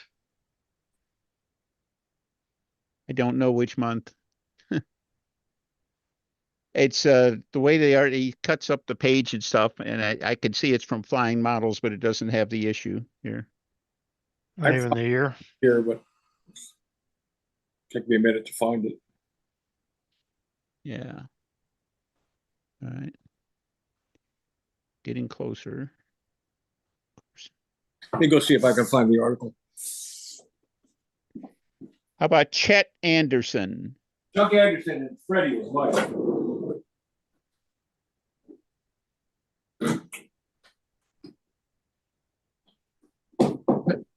Jess will probably have it. Oh, yeah. All right, now it says Mrs. Freddie Anderson posing the Blue Angel. That's on the second page of the article, page 10 of the issue.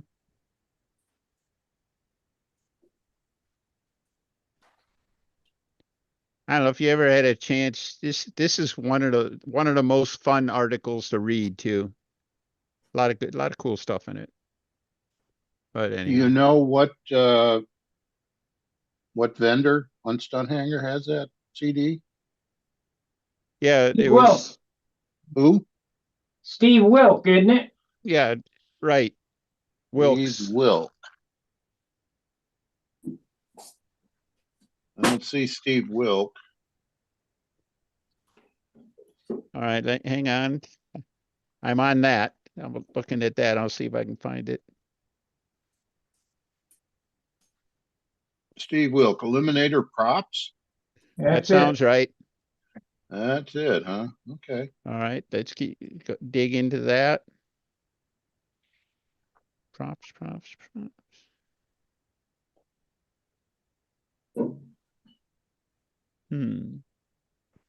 All I see is props listed. There's an email address listed there. The website is down. It's according to Ralph Fitchell on March 18th this year. What are you trying to find out about Steve Wilk? The CD with the Flying Models articles. He had CDs for that had collections of different articles. He had a couple for stunt. He had one that had just scale models, one just combat models. And they were basically the magazine articles, typically the magazine article and the plan, whatever is presented. And he just had those basically On CD for sale? Yeah, just scanned and collected into a CD, a bunch of JPEG files on each. I can ask him Friday. Please do. Yeah. He's part of the combat racing community. Okay. And he's on a Zoom call that we do on Friday nights, Steve. Oh, cool. Okay. Yeah. And then there's a group text as well that I thought I found it on here on the prop site, but I don't see anything here that looks like that. So Denny, send me a text message with exactly what you're looking for so that I can be sure to ask him exactly what you're asking about. And well, Mike, I think I could save you some grief on that. His email address is here. Maybe I'll just try to write him an email directly. Bob Hunt's got a magazine. Bob's got the actual magazine. Look at that. Okay. Sweet. I'm just saying, I 35 cents. It was talk to the guy once a week. So February, March. It was my monthly then, 1965. February, March, 65. Yeah.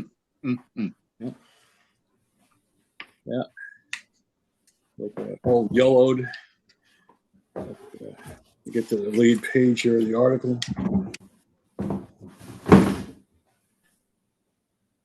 Yeah, I grew up around that airplane. You know, Larry was like my big brother, so Yeah. there we go. Is that where you got your nice. sense of humor? Yeah, unfortunately, it's a conglomeration of him and Red Reinhardt because I grew up around both of them. Mm. Here's another page with Freddie and the trophy. Wow, look at that. I saw that airplane about almost 2 years ago. I actually built a holder for it to sit next to the coffin at Larry's funeral, at his wake. Mm.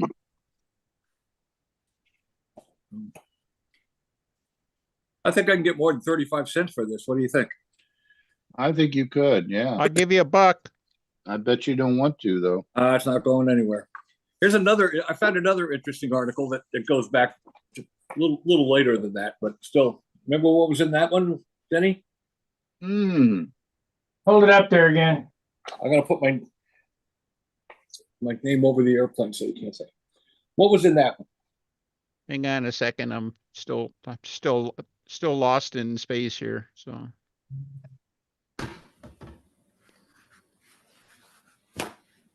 Well, obviously the rivets was in there. No, it's a cover shot. Or maybe it is in there. Yeah. Oh, the back cover is nice. But another very famous stunt ship is in here. Yeah, two stunt planes in the same article?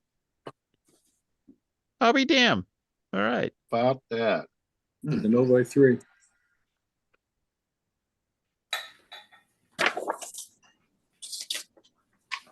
Oh, wait a minute. I'm all confused now. Did Dad have the Blue Angel article in it? No. This is a different magazine. Oh, okay, terrific. This is Yeah, the one. all right. This is the one with the Blue Angel in it. And Yeah, this all right. one with Novi 3 in it. I think I got the Blue Angel article somewhere. What I want to know is what's that red airplane hanging behind you? Yeah. I think in the morning, I'm going to go out and burn that airplane. Find a new hanging place anyway. Hang something else there that we could talk about. For Ken hasn't been here, so he doesn't know this inside joke. Ken, every time I'm down here in the shop, I'm usually upstairs. But I'm down in the shop. People look over my shoulder and they say, "What's that red airplane up there?" And I've had to explain it like at least half a dozen times, maybe more. So, well, you do it on a about a hangout once a hangout basis. Yeah. Once a week for 6 months. I'll burn it tomorrow. Don't worry, Sparky.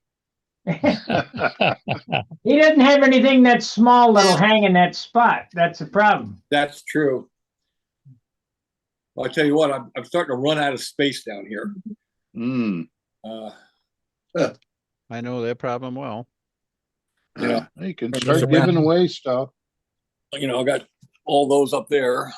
Oh my goodness. And I got all those over there, including Jim Kostecki's actual Talon, 66 Talon. Is that the light green one? Yep. I'll be damned. That's the actual airplane. I don't know if it's coming on the screen or not. There it is. Hold on a second. I'll get it up there. There it is. That is beyond cool. Wow. Yeah, it's all beat to pieces. I got it from Greg Myers. He gave it to me. You know, I was friends with Jim. And I'm going to either rebuild this one or use it as a template to make an exact replica, God willing that I live that long, and get it in the AMA museum because it's representative of the early new wave airplanes. Yeah. You know, look at the hinge gap on that elevator. Yeah. It's so if I get up so you can see it. Yeah. Those are plastic hinges too, aren't they? I think they're Tatone hinges, if I'm not mistaken. I don't know. But that's Billy's the white Junar. Nice. Yeah. So these are, you know, I'm gonna keep my collection of airplanes here. Oh. Was that a Shark 45 somewhere? No. Oh, it looked a little like one. Wow. Nope. And You we're have back a to the few red on the airplane. building board too, right, Bob? What's that? You have a few on the building board too. I'll go in the other room. You can see a few of the pieces parts. Well, I got a whole bunch of wings that are up there that are working on, and then more finished wings in here, and the cells and stuff. This is a table full of parts that are almost done. These are molded shells for the new one. Nice. And this is a fully sheeted built-up wing built in the Lost Foam system. And this is a foam wing for a somewhat smaller twin, and a bunch of fuselage crutches. Mm-hmm. And then this is I don't know if this will show or not. This is the new twin. Yeah. Cool. Yeah. Move the canopy back a little bit. I did. I wanted to make it look like it was like a home-built twin, like one of the Rands, the RV kind of things. Make it a twin instead of a single motor. What is the name of that bandsaw you got there? I've been looking for a bigger bandsaw, floor base. That's an old Grizzly. And what's the size of it? 14-inch? Hold on a second. I think it's. Hold on. A biggin. That's all big. What size? I got a small bandsaw, but you run out of room. Hold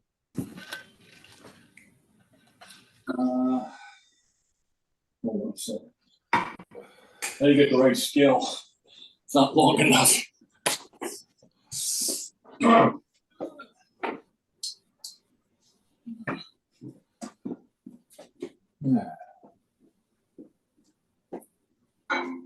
It's a 16-inch. 16-inch. I got that. Does anybody remember, Denny, you probably will, a company named Champion Model Aircraft Company? Yes. It was, and later on it became BP Products. They did a lot of small electric stuff. Okay. BP models. That stood for Bob Peru, who was real good friends with Dick Sarpolis, who's one of my best buddies. And Dick called me one day and he said, how'd you like to buy some balsa wood? And I said, how much? He says, oh, a few 100,000 pieces. I said, seriously, how much? He said, a few 100,000 pieces. I said, what are you talking about? He says, well, our buddy Bob Peru passed away and his daughter wants to get rid of everything quickly. So I went down there and bought all the balsa wood, the plywood, music wire, fiberglass. $2,000 got me everything. And it took us 4 or 5 pretty good sized cars with and one motorcycle trailer, 4 trips to get it all out of there. And then we left even some behind. And But I was leaving, I was looking at some of the tools and you had this bandsaw. And I said, is that for sale? She said, yeah. I said, how much you want for it? She goes, $200. Well, I couldn't get that money out of my wallet fast enough. That's been the best tool I've ever owned.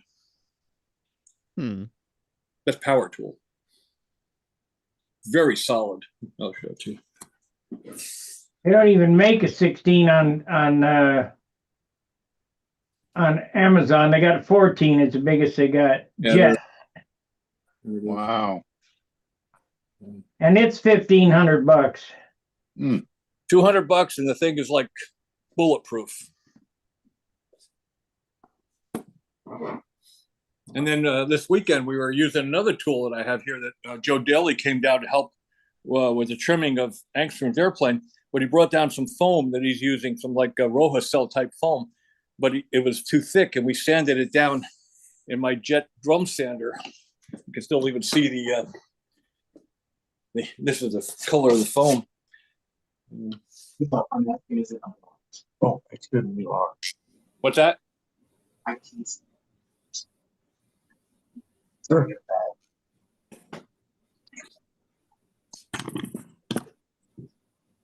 Anyway.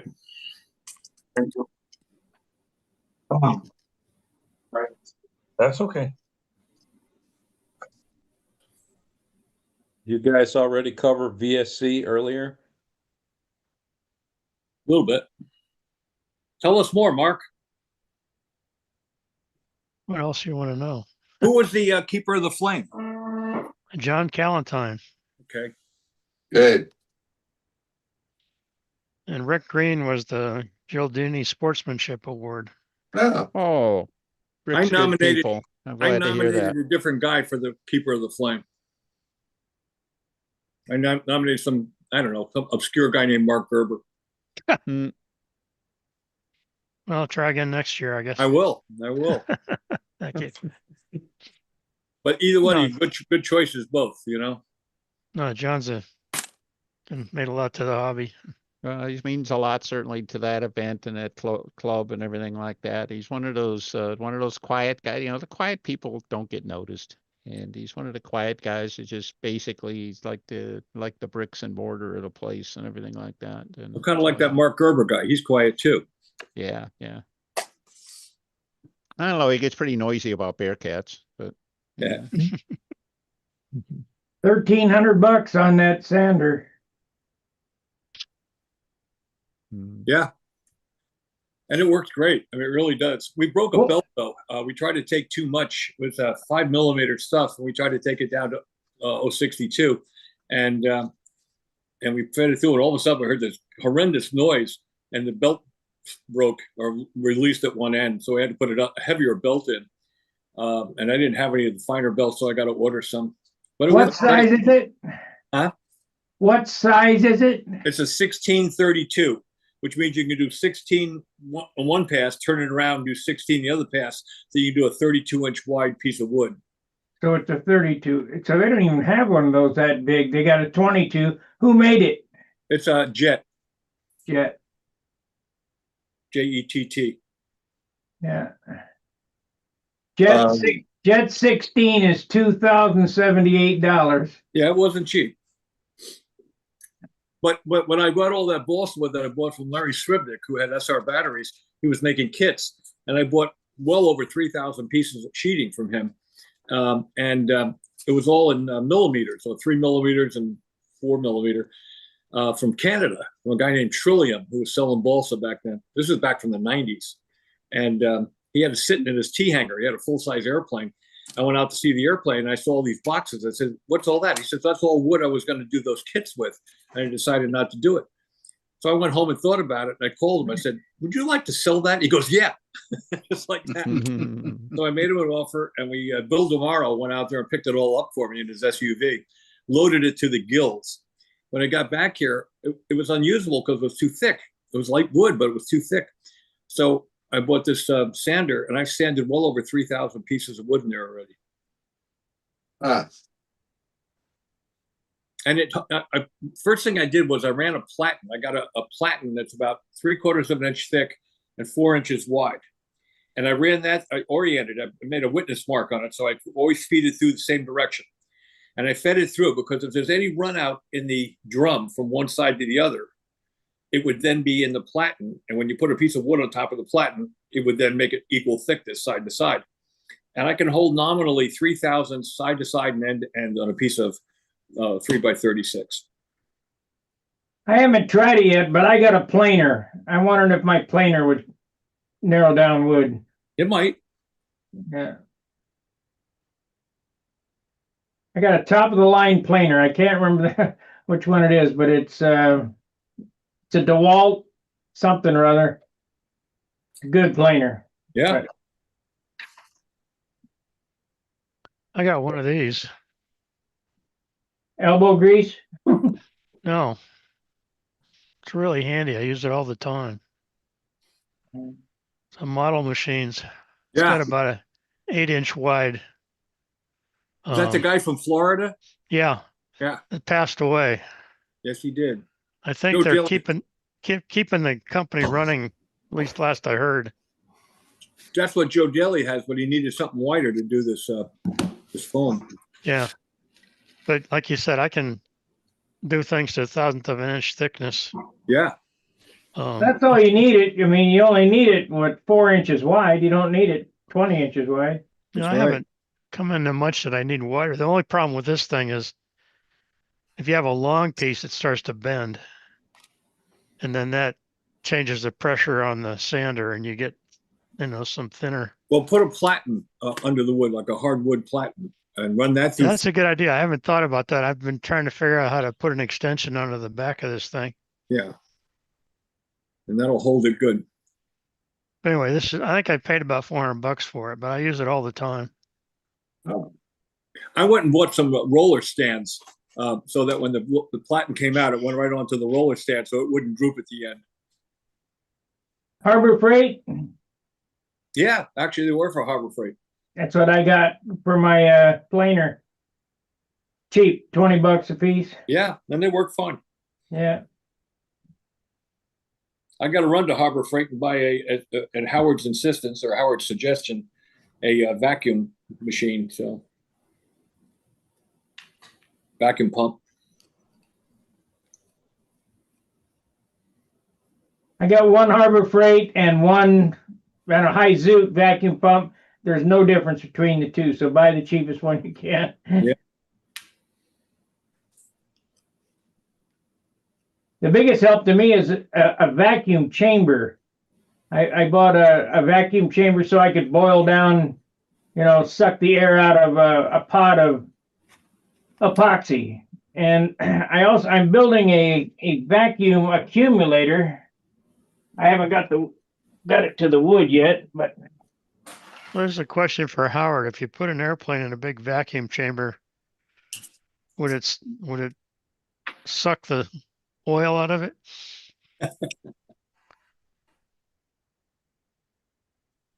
I don't know. I don't have that problem. I know you're electric. It occurred to me that might be an interesting way to try to revive an old airplane if it works. I don't Good know. comeback, Howard. Yeah, the layman might think that if you put a piece of wet balsa in a vacuum bag, the water would boil off. It does not. I don't know why. Really? Yeah. Huh. this is my vacuum accumulator that I'm building. I can't really, maybe zoom out a little bit. I don't know. But you pull it in from the bottom and then open that up and it tells you, how much vacuum you got. I got two ends, but I haven't got it finished yet. Somewhere to get some more volume in the vacuum.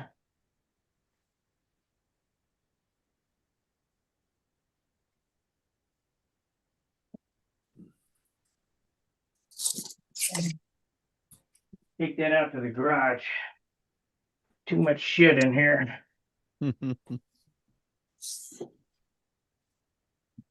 Dennis, has your shoulder surgery been scheduled? Yeah, April 17th. Oh, okay. So I've been getting all the warning shots from our good friend Mr. Smith here because he just had it done last week. So he's upright and chipper and everything like that. Okay, good. Yeah, I'm good. Anyway, the rumors all are VSC, but you had the operation, you didn't have the operation, you weren't going to have it, you are going to have it. So now I got the straight story here. Yeah, it's as straight as you're going to get. At the time I just found that out like fairly short a week ago, but it was I understand it. Bob McDonald actually looked pretty good out there.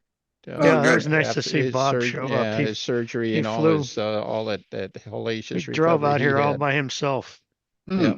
From Michigan. Wow. And he's had a friend that was going to come out, but then he got caught in the airline problems and decided not to come. And anyway, it was nice to see Bob. And Al Heeger came from LA. I haven't seen Al for 4 or 5 years. His wife's had a lot of medical issues. And Larry Mark, Foster. you got lightning going on back there? No, my wife's watching TV in the other room. Oh, it's either that or a light bulb was going out. Okay. No, it's the TV in the other room. Maybe poltergeist. No. I don't know Larry Foster very well, but I guess he hasn't been around for a while. So he's another one that came out of the woodwork we weren't expecting. Oh. Well, guys, it's that time. I'm going to turn it over to Gary for the after party. Make the host. And I appreciate you watching on YouTube. Please like and subscribe. We do these every Monday And Friday nights at 7 to 9. Let me get over here. I have a hard time shutting this thing off, my videos. They've changed everything up. Come on, let's go. I got a game we're gonna play here, Dennis. What's that? As soon as we get off, I got a game we're gonna play. All righty, so we'll see you tomorrow. Fair winds, tight lines. See ya. See you, everybody. Ken might get some of these. Darky might get some of these. Mark might get some of these. Denny will, I'm sure, and I'm sure Howard might.